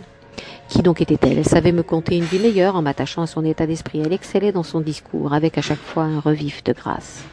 Elle me disait que j'étais toujours le même jeune homme gorgé de soleil dans le cœur et promis à la jeunesse éternelle. Elle enfonçait davantage le clou de la séduction en me qualifiant d'homme d'esprit. Elle m'entourait d'éloges, elle s'était inquiétée de ma longue absence, quand d'autres, elle, avec un S, m'avaient promis à l'enfer des flammes. Elle s'inquiétait de ma facilité à donner, de ma facilité à accorder ma confiance à la première qui me souriait dans la rue, un café, le métro ou dans un ascenseur. Elle s'en inquiéta profondément, si bien qu'un soir, à la suite d'une dernière rupture fraîchement consommée, elle me proposa d'un air finaud: je soutiendrai votre candidature auprès de mes parents. Aussitôt, je lui répliquai d'une voix caverneuse: candidature, je cherche un cœur simple. J'en ai assez des cœurs d'airain en perpétuelle quête de la dispute et des chamailleries comme une passarde. Elle m'avait souri, montrant sa figure chafouine d'un air méprisant, comme pour me dire: tu ne peux pas te passer de moi, je te tiens. Ton refus d'offrir des cadeaux, des voyages et des parfums te ramènera vers mon château. Faisons la paix. 4. 9 ans plus tôt, j'avais rompu avec Jolina. Elle et moi avions vécu en harmonie pendant 5 ans ensemble. La Providence nous avait gratifié de 2 beaux enfants nés d'un seul accouchement de Jolina. Qui sommes-nous, Jolina et moi? Je vis à Paris depuis 30 ans, Jolina depuis 15. Sommes-nous français? Qu'importe. Jolina vient d'un village allemand tout près du Luxembourg. Nous ne sommes que des humains titulaires d'un passeport français européen et d'une pièce d'identité française européenne. L'essentiel, Jolina et moi avions connu un coup de foudre instantané. Il serait bien barbant de convoquer le passé et le joli café de notre rencontre. Je dirais que ce jour, à la fois heureux et triste, devait sceller ma 10e entrevue avec Ipti ou Rosalka, que ma fidèle elle me recommandait à la suite d'un chagrin et d'un licenciement abusif. Encore elle, avec une majuscule. Assis sur un fauteuil brodé d'estampes japonaises, je tenais entre les mains un livre de poche du célèbre homme du pays cauchois, le grand peintre des passions humaines, l'homme à la moustache en guidon, du moins d'après son portrait esquissé par Nadar. Je tenais, pour être précis, Un cœur simple de Flaubert. Jolina arriva. Elle voulait s'asseoir en face de mon fauteuil, non sans me dire: nous partageons les mêmes goûts littéraires. Une formule qui risque peut-être de faire florès. Laquelle? Le plaisir des filles. Pendant 30 minutes, je fus indifférent à la présence de ma voisine. Je lisais Un cœur simple, donc absorbé complètement par les descriptions du pays cauchois et normand des alentours d'Yvetot. Normandie, Picardie, je confondais ces 2 régions de nos jours encore. Oui, je lisais. De temps en temps, j'ouvrais mon petit calepin Moleskine, j'y notais une expression fine, une construction grammaticale nouvelle. Pour moi, comme celles qui font appel à des temps de nos jours obsolètes et redoutés par la jeune génération d'écrivains français, loin de suivre le style et les thèmes progressistes des classiques, du moins ceux du siècle des Lumières par exemple. J'avais bien noté celle-ci dans le dessein de me l'approprier au profit ou bénéfice de mon livre en cours d'élaboration. Je notais, dis-je, celle-ci: si tout s'était arrêté là, les habitudes l'eussent emporté. Choix assez académique. De mon côté, j'avais opté jusque-là pour le conditionnel présent ou le futur du passé. Du coup, Jules aurait écrit: si tout s'était arrêté là, oui, les habitudes l'auraient emporté. En voilà une autre note. Tant d'estime pour elle-même et tant de mépris pour les autres. Et celle-ci: la tante prit son rouet et se mit à filer de la laine. Encore. Un air de suffisance bénigne. Encore une dernière pour la route. Il est temps de se repentir. Jamais, fit-elle impétueusement, encore. Remuait délicatement le foyer près de s'éteindre, encore. Il entra dans la maison de Dieu en faisant dès la porte une génuflexion, encore. Quelle meilleure chose en effet que d'être le soir au coin du feu avec un livre pendant que le vent bat les carreaux, que la lampe brûle. Mon stylo à plumes s'était maintenant tari, envahi par une sorte de détresse, je poussai un soupir de chagrin. Après avoir allongé ses jambes interminables, Jolina fronça le front. « Ça va, darling? Pardon, mon français a convoqué l'anglais. » Et moi, je maîtrise aussi l'anglais. « Darling, je vous admire tant. Vous, votre chapeau, votre stylo et votre écriture. »« Darling, vous exagérez. »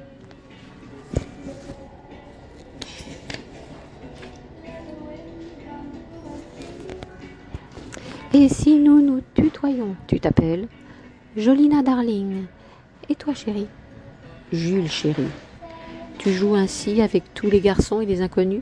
Je ne suis à Paris que depuis hier, je cherche un point de chute de confiance. Vos livres m'inspirent confiance, vous aussi. Un lecteur de Flaubert ne peut pas m'effrayer. Je serais partante pour loger chez vous si vous m'acceptiez. Je ferai ce que vous jugeriez utile dans le respect, bien entendu, de mon honneur et de mon intégrité physique, morale. Je sais faire la cuisine, la vaisselle, le ménage, je sais les fleurs, chanter les contes de Grimm. Je sais faire le meilleur thé au monde, comme je sais rendre heureux tout garçon gentil, attentif, amoureux de mes beaux yeux. Beaux yeux, je confirme. Vous êtes bon, je confirme. Je ne serai pas libre ce soir. Je lui parlais, elle me parlait. Au moment où je lui dis mon indisponibilité, elle tournait un livre illustré qu'elle posa ouvert sur une page fort mignonne. Pourquoi? Parce que cette page montrait une cage en osier de chardonneret. Je la trouvais pittoresque et mignonne. À mon refus de bon ton de l'accueillir chez moi, elle resta muette, elle me regardait abattue, elle était là en face de moi, comme une alose, sans dire un mot, ni proférer une méchanceté, une ingratitude à mon ingratitude. Puis elle sanglota longuement. J'avais la chance d'être installée au fond, dans mon coin vide. Personne ne put entendre notre dialogue préalable, conséquence logique de cette effusion des émotions à fleur de peau. Darling, ne pleure pas. Je suis perdue, je te paierai l'hôtel ce soir. Darling, c'est toi que je veux. Ce soir, je serai pris. Alors j'attendrai demain, dans la rue, à mon hôtel. Pourquoi t'accroches-tu à moi? Darling, je suis sensible aux plumes. Je risque de te plumer. Je n'ai rien que mon corps, chair et os, comme tout être humain. Rien à plumer chez ta belette. Tu es naïve, darling. Je suis visionnaire. En séduisant le premier inconnu, nous sommes faits pour être ensemble. Je me levai, puis je revins avec un plateau, un chocolat viennois, un muffin et un thé au jasmin. Je l'invitai à choisir son menu. Elle optait pour le chocolat et le muffin. J'avais à prendre le thé au jasmin. Elle me remercia, puis se leva, fourragea dans sa poche de derrière, son jean moulant.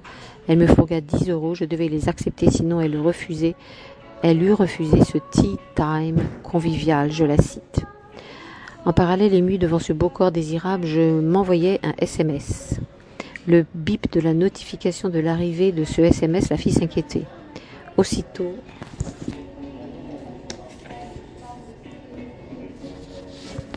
je la rassurai, la réconfortai. C'est le rendez-vous de ce soir.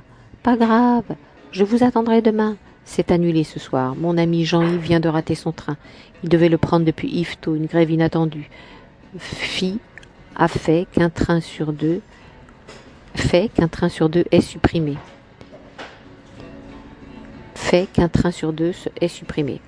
Tout le week-end. Nous étions vendredi, 17h bien passées. Jolina cessa de pleurer, subitement son visage rayonna. Elle prit soudain un ton affectueux, paterne, si j'ose dire. Elle montra une vraie bonhomie doucereuse. À la fin de notre goûter, elle me gratifia d'une poésie. Je sais, c'est facile, merci pour le chocolat fondant. Darling, tu es habile. Je fonds à ton sourire coruscant.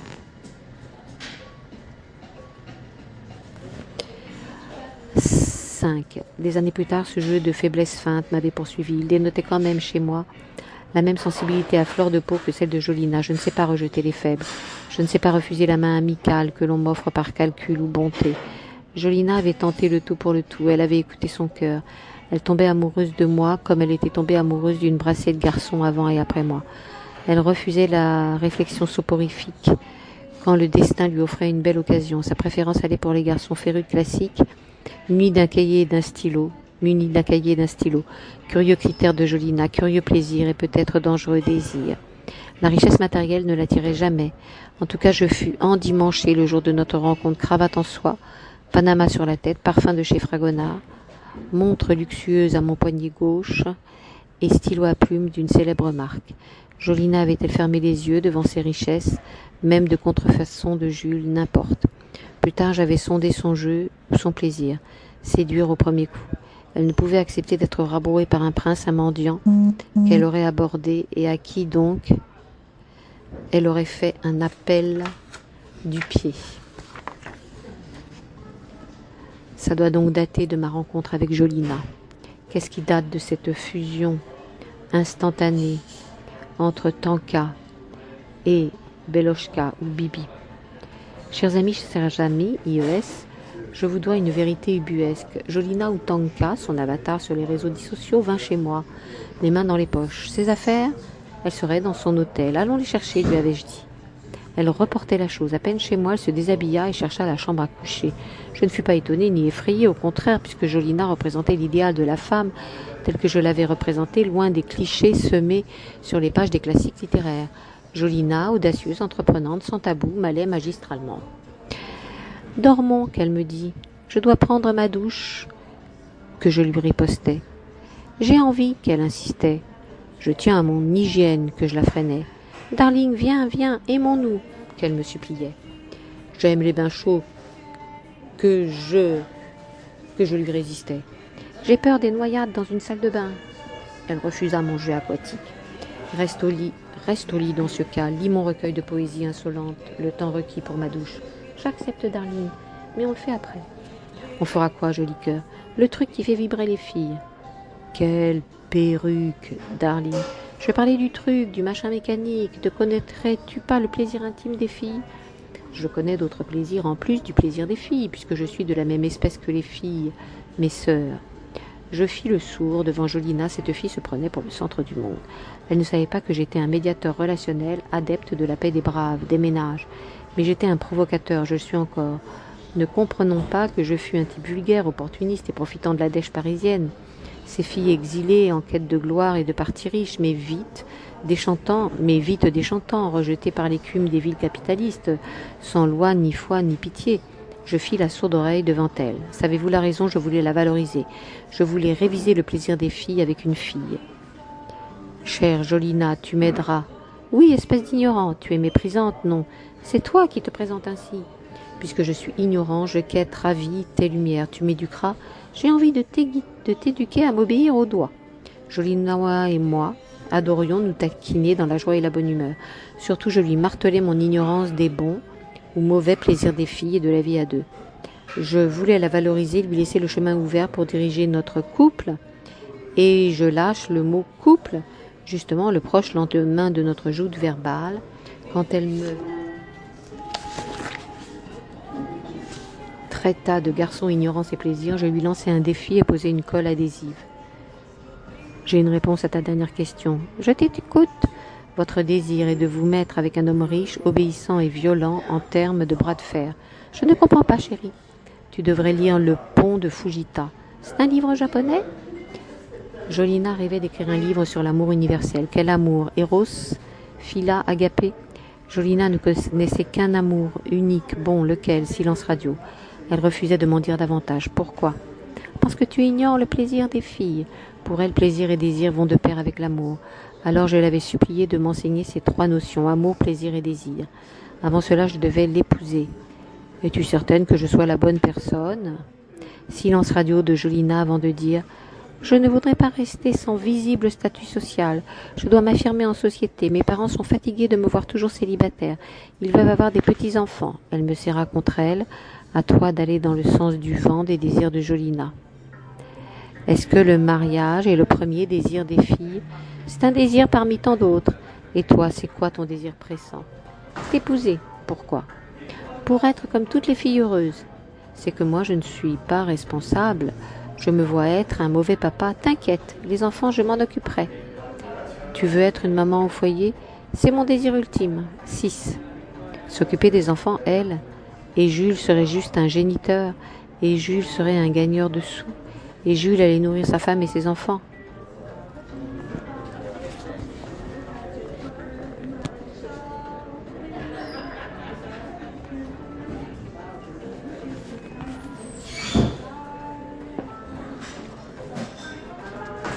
Chère Jolina, la vie se durcit de plus en plus. Un seul salaire ne suffirait pas, tu devrais travailler un peu. Elle avait ouvert grand ses yeux noirs. Aussitôt j'avais pensé à la famille Bovary, à la petite fille, cette orpheline. Je dis à Jolina, si par hasard un accident survenait par exemple. Un accident d'avion, un accident de la vie. La perte de ton emploi, par exemple. Tu auras droit au chômage. Et si un accident grave arrivait, ne jamais trouver de travail? Tu ne penses qu'à bosser. C'est ta faute, comment ça? Ne voudrais-tu pas que je travaille pour que notre ménage dispose d'un gros salaire? Tout ça pour offrir un confort à nos enfants?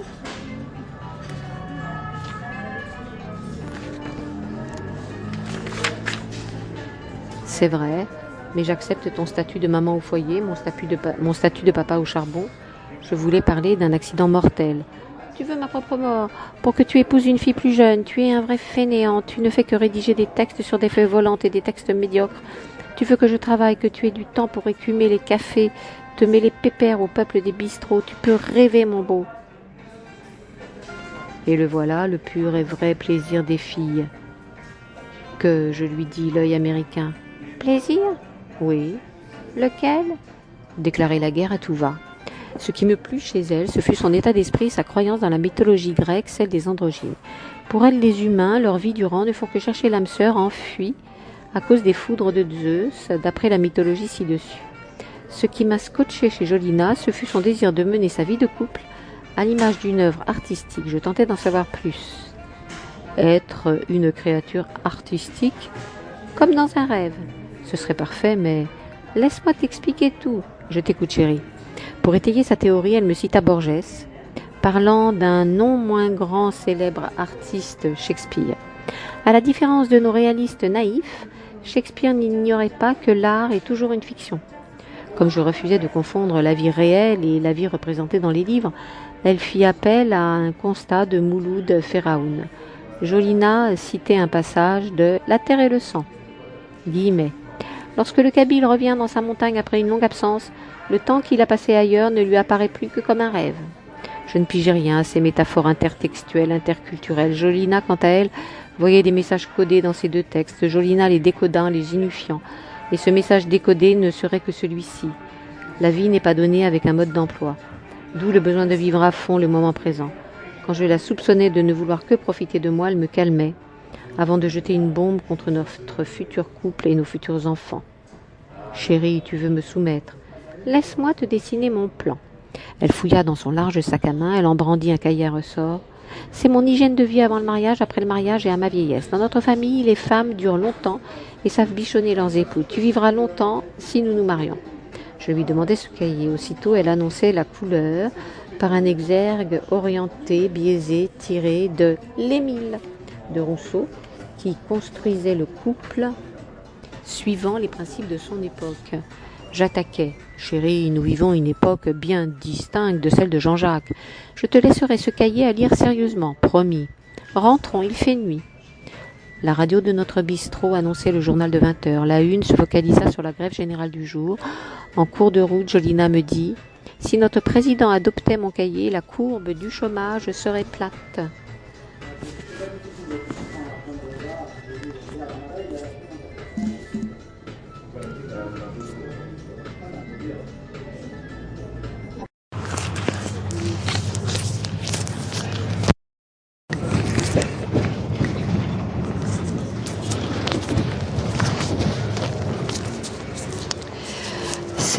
Le cahier à ressort de Jolina, je l'avais lu le soir même. En réalité, ça parlait d'une utopie.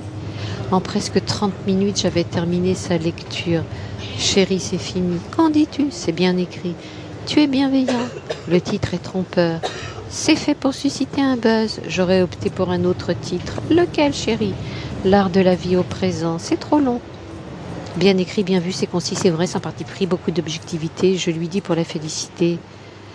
Ta chronique est piquante, ton style vif, ton propos acerbe, tu protèges la vie privée, l'identité de tes personnages, tu respectes une certaine éthique, ton idée n'est pas sans originalité. Je ne pourrais nier les qualités indéniables de ta chronique, la justesse et la perspicacité de tes propos. Je la félicite donc en toute sincérité, en toute belle solidarité patriotique, amicale, littéraire, artistique parisienne. Bientôt, elle me sourit, non sans reconnaître que la version british est meilleure, 1000 fois, puis elle m'interroge. Je veux que mon nouveau livre sorte du lot et casse tous les codes à l'image de la personnalité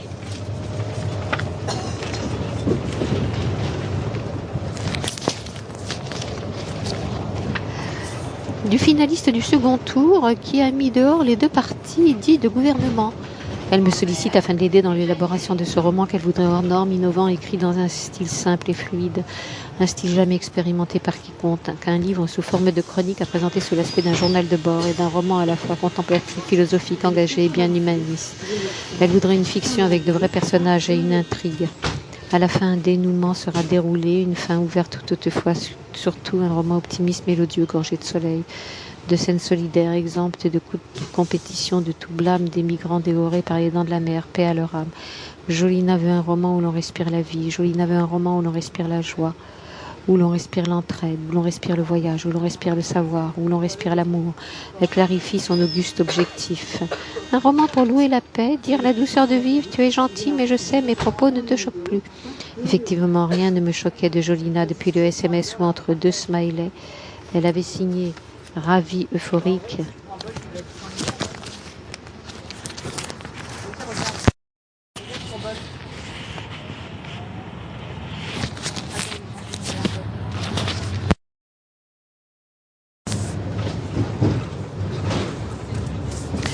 Contente de sa trouvaille comme étant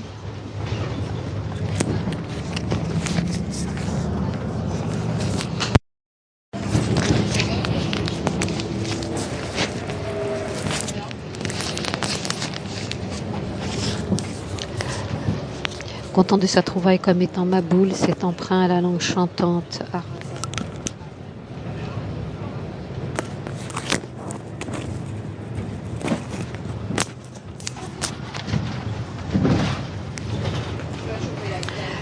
Ma boule que l'on devrait écrire, ma boule avec un H, pour être fidèle à l'origine du mot. Le H à prononcer de façon occlusive ou peut-être emphatique. Je ne sais plus, interroger les philologues ou bien un linguiste pour qualifier correctement le H de ma boule avant le B. Sa signature, Jolina ou la folle. Pourtant, je savais que je savais tout, que je savais qu'elle n'était pas folle, que je savais qu'elle n'était pas atteinte d'une maladie mentale. Elle savait que j'avais découvert son fin jeu, elle savait que j'avais percé son jeu subtil. Ce jonglage psychologique consistait à se dédoubler, donner une mauvaise et piteuse image d'elle. Ensuite, elle vous observe. Surtout, elle s'observe à travers le reflet de sa personne dans le miroir de vos réactions, vos agacements, vos singeries, vos jugements, vos moqueries à l'endroit de sa personne. Vite, j'avais joué le jeu, celui de ma coopération avec Jolina. Elle avait compris ma finesse psychologique. Elle avait vite détecté ma découverte de sa tactique. Elle avait vite compris que je savais tout. Je savais sa tactique feinte pour appréhender autrui. Elle le reconnaissait. Tout ça n'est que pure comédie. J'étudie le genre humain en me cachant sous diverses carapaces. Mon livre sera un carrefour rassembleur des disciplines, des émotions, des comédies, des arnaques, des vices, des mensonges, des haines, des contradictions de la nature humaine.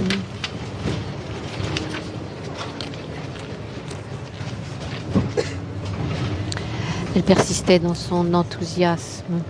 Mon livre sera le creuset des générosités humaines, des méfiances et des ingratitudes dans leur pure splendeur claire comme l'aurore boréale. Tout ça a joué sur un arrière-fond de musique tantôt mélancolique, typiquement slave, tantôt joyeuse, algéroise orientale. Maintenant, Jolina et Jules, après 3 ans de séparation, avons décidé de renouer le contact. L'initiative vient de son propre gré. Ayant reçu un héritage conséquent, elle me proposait de m'aider à réaliser mon projet, être un homme au foyer. Jolina, de son côté, montait une boulangerie. Plus tôt, elle entra comme actionnaire à hauteur de 50% dans le capital de Pré-au-Pin, une boulangerie artisanale que j'ai fréquentée pendant longtemps. Je m'occupais des enfants, leur devoir, leur sortie, leur éducation à l'ancienne. Jolina refusait de leur offrir des jeux vidéo et des téléphones ainsi que la télé.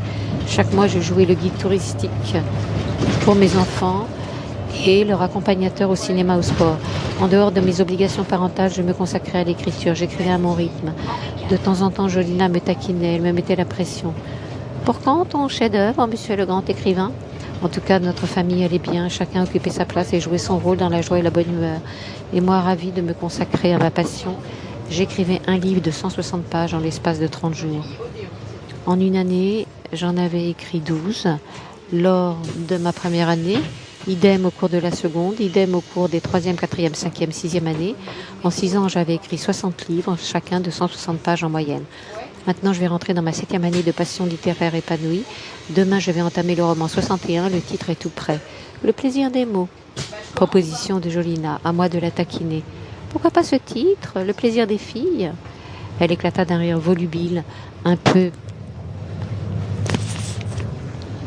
narquois, d'une voix nasillarde, elle me nargua. Aurais-tu compris ce que cherchent les filles, comme bon et vrai plaisir? J'espère que ma gentillesse avec toi fut une leçon utile à ta compréhension des plaisirs des filles.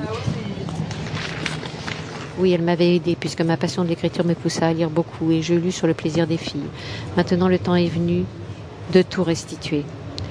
Le plaisir des filles sera disponible dans un mois, du moins dans sa première mouture. Cette fois-ci, je laisserai Jolina le relire, je la laisserai l'enrichir, puisque elle, en tant que fille et femme, elle s'y connaît mieux que moi dans la science des plaisirs des filles. En effet, j'ai beau étudier Jolina et les filles que je séduis en cachette, la jante féminine me surprend à chaque fois. Elle me brandit toujours un secret, un mystère, une curiosité, de nouvelles envies. Son envie de nouvelles envies, jusque-là jamais racontées dans les livres, le cinéma, le théâtre et les rues passantes. Dans un mois, Jules en finira avec ce trésor du sujet. Je sais, le titre est vendeur. À ce sujet, Jolina a noué une belle amitié avec une cliente de sa boulangerie. Celle-ci n'est autre que la directrice des éditions du Bonheur. Cela fait 2 ans que Jolina me tend la main afin de solliciter cette conseillère. Jusque-là, j'ai fermé les oreilles, mais je commence à changer. Un écrivain écrit pour être lu. Cette vérité vient d'être confirmée par Camus dans son livre en hommage aux étés algériens. Un livre que je viens de relire. Nous sommes le 15 décembre 2019 et durant les récentes vacances estivales, j'avais eu plus de temps que d'habitude.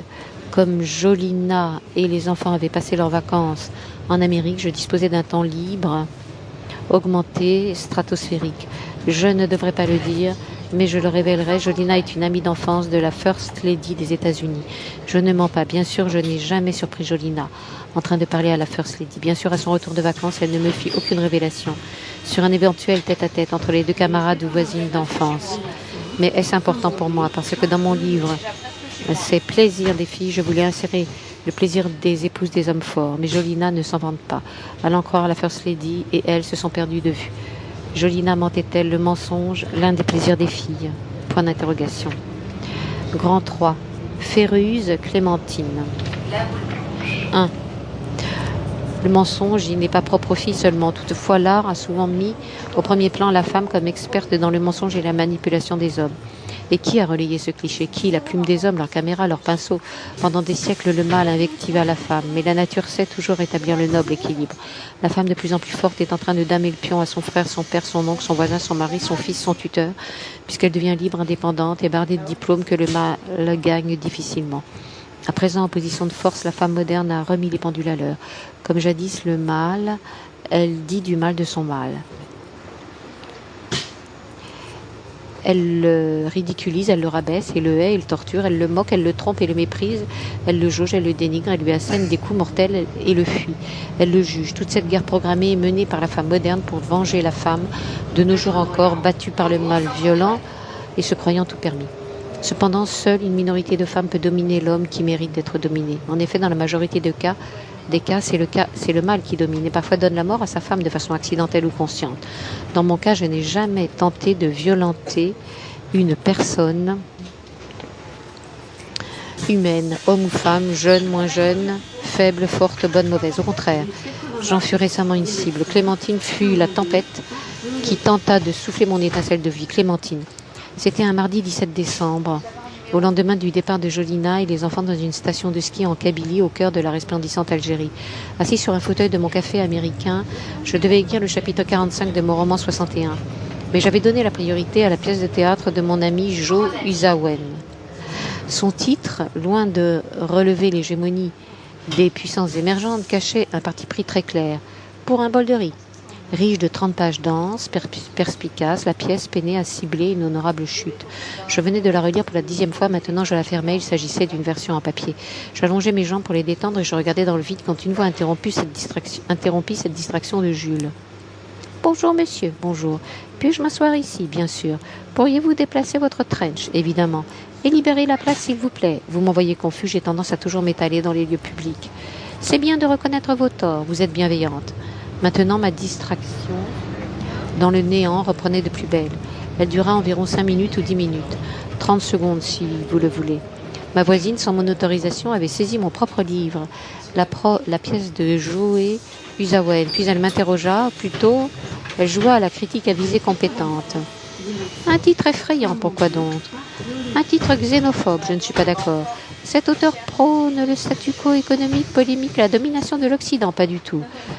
Son hégémonie sur le reste du monde serait-ce le sixième sens, tant narré dans les arts, au sens large du mot, sixième sens, attribué à la femme et que l'homme ne posséderait pas? Eh bien, ma nouvelle voisine Clémentine avait immédiatement percé le message de Joe Usawen pour un bol de riz.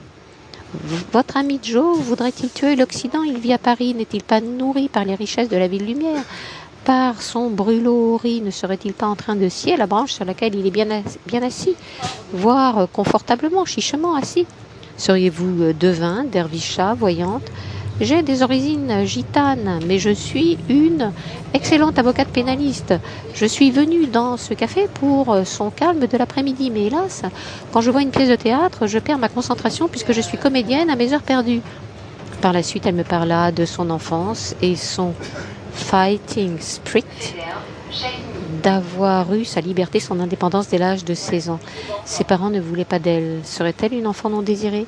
Je n'osais l'en interroger, je refusais de prendre un risque, celui de la plonger dans un passé douloureux, mais elle m'avait appris le décès de ses parents à présent. Un soulagement, cette mort, surtout qu'ils sont incinérés, aucune tombe à fleurir à la Toussaint, ni père, ni mère, ni frère, ni sœur. Je suis une vraie libellule, bayadère libre. Je n'ai ni mari, ni amant, ni boss, ni tante, ni oncle, ni fils et ni fille. Notre conversation dura une très bonne demi-heure. En parallèle de celle-ci, chacun de nous se lançait dans sa propre activité. Elle ouvrait un gros volume de droit et soulignait de temps en temps des passages. Jules feuilletait pour un bol de riz, en quête d'une chute susceptible de faire mouche. Jules recherchait une fin consensuelle, capable de réconcilier l'Orient et l'Occident. Je courais sur les traces de Cervantes et Fujita, ou ses bâtisseurs du pont universel, la passerelle, la courroie de transmission, entre l'Est, l'Ouest, le Sud, le Nord, les salariés, les patrons, les pauvres, les riches, le blanc, le noir, le jour, la nuit, selon Escher ou le dessinateur des paradoxes. Surtout c'est cela, je quêtais le pont entre l'homme et la femme.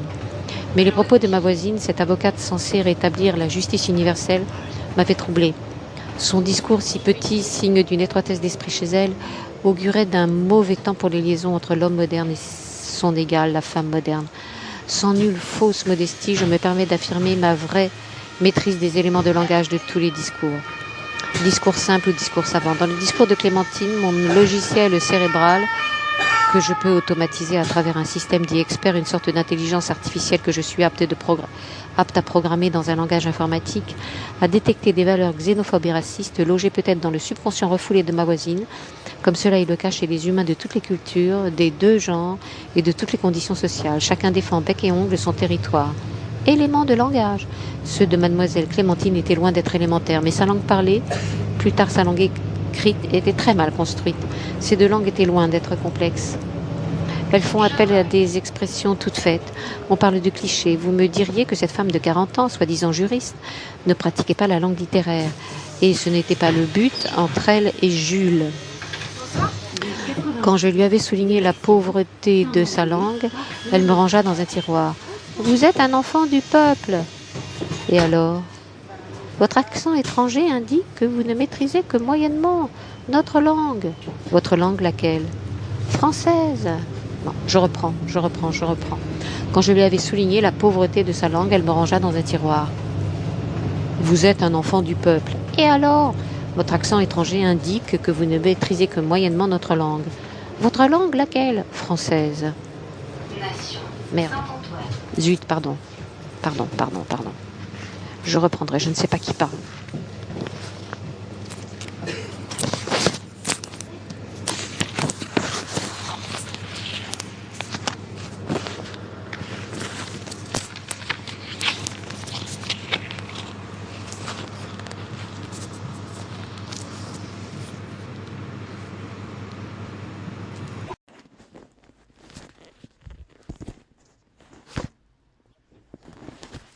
Quand je lui avais souligné la pauvreté de sa langue, elle me rangea dans un tiroir. Vous êtes un enfant du peuple. Et alors? Votre accent étranger indique que vous ne maîtrisez que moyennement notre langue. Votre langue laquelle? Française. Êtes-vous française? Et depuis 4 générations? Et moi depuis toujours. Mais j'ai grandi à l'étranger. Je devrais porter un certain accent dans mon élocution, mais au risque de vous blesser. Je suis professeur de littérature à la Sorbonne. Vous m'envoyez confuse. Vous êtes une femme qui veut dominer et je suis un garçon qui refuse de l'être. Au risque de vous dénigrer, vous parlez très mal le français. Cultivez la courtoisie, la modestie et l'humilité. 2. Elle voulait savoir si j'étais juif. Je lui dis sa question insensée, je lui dis sa question sans intelligence, je lui dis sa question sans graine de bonté. Tu cherches un mari juif? Parce que les juifs sont intelligents et riches. C'est un cliché, monsieur le linguiste. Leur intelligence est aussi un cliché. Et son éminence, Einstein? Je suis sûrement juif, mais bête. Vous me rassurez, j'en étais sûre. Sûre de l'intelligence de la race juive? Plutôt que vous êtes. Que j'étais bête avec mon accent kabyle mais doté d'un français chaleureux et parfait. Vous êtes lourd. Pourtant je suis inscrit dans une agence de mode et de mannequinat. Je ne pèse pas très lourd devant vos conneries sottises et pesantes idioties. L'essentiel est que vous êtes un pur juif. Je ne le pense pas. C'est tellement voyant. Je ne suis pas un médium. Je n'ai jamais dit cela. Vous parlez de voyant. Ignoreriez-vous la notion de polysémie? Je maîtrise l'arbitraire du signe. Le lac des signes? Je suis linguiste.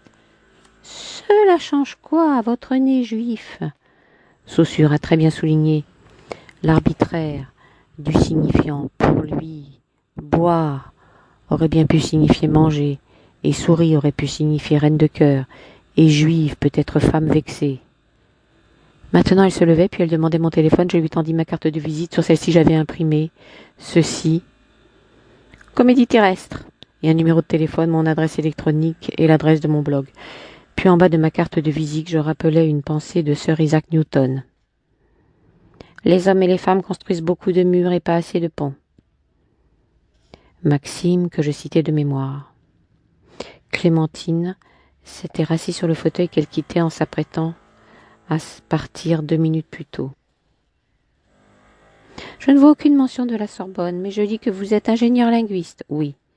Ingénieur en quoi? En travaux finis. Vous êtes marrant, n'importe. Et comédien sur terre? Pas du tout. C'est quoi ces comédies terrestres? Ce fut le 14e roman de Joe Usawen. Ça parle de quoi? De la foire aux vanités humaines. Je connais le magazine Vanity Fair. Et vous savez son origine? Je ne lis que le droit et le code pénal. Et alors? Je suis nulle en culture générale. Ça vient d'un classique anglais. Sûr que vous n'êtes pas juif, ça changerait quoi? Le contraire m'aurait bouleversé. Vous êtes en train de m'inspirer. Vous extirper? M'inspirer un proche roman. Un amant seriez-vous? Un roman au titre bouleversant.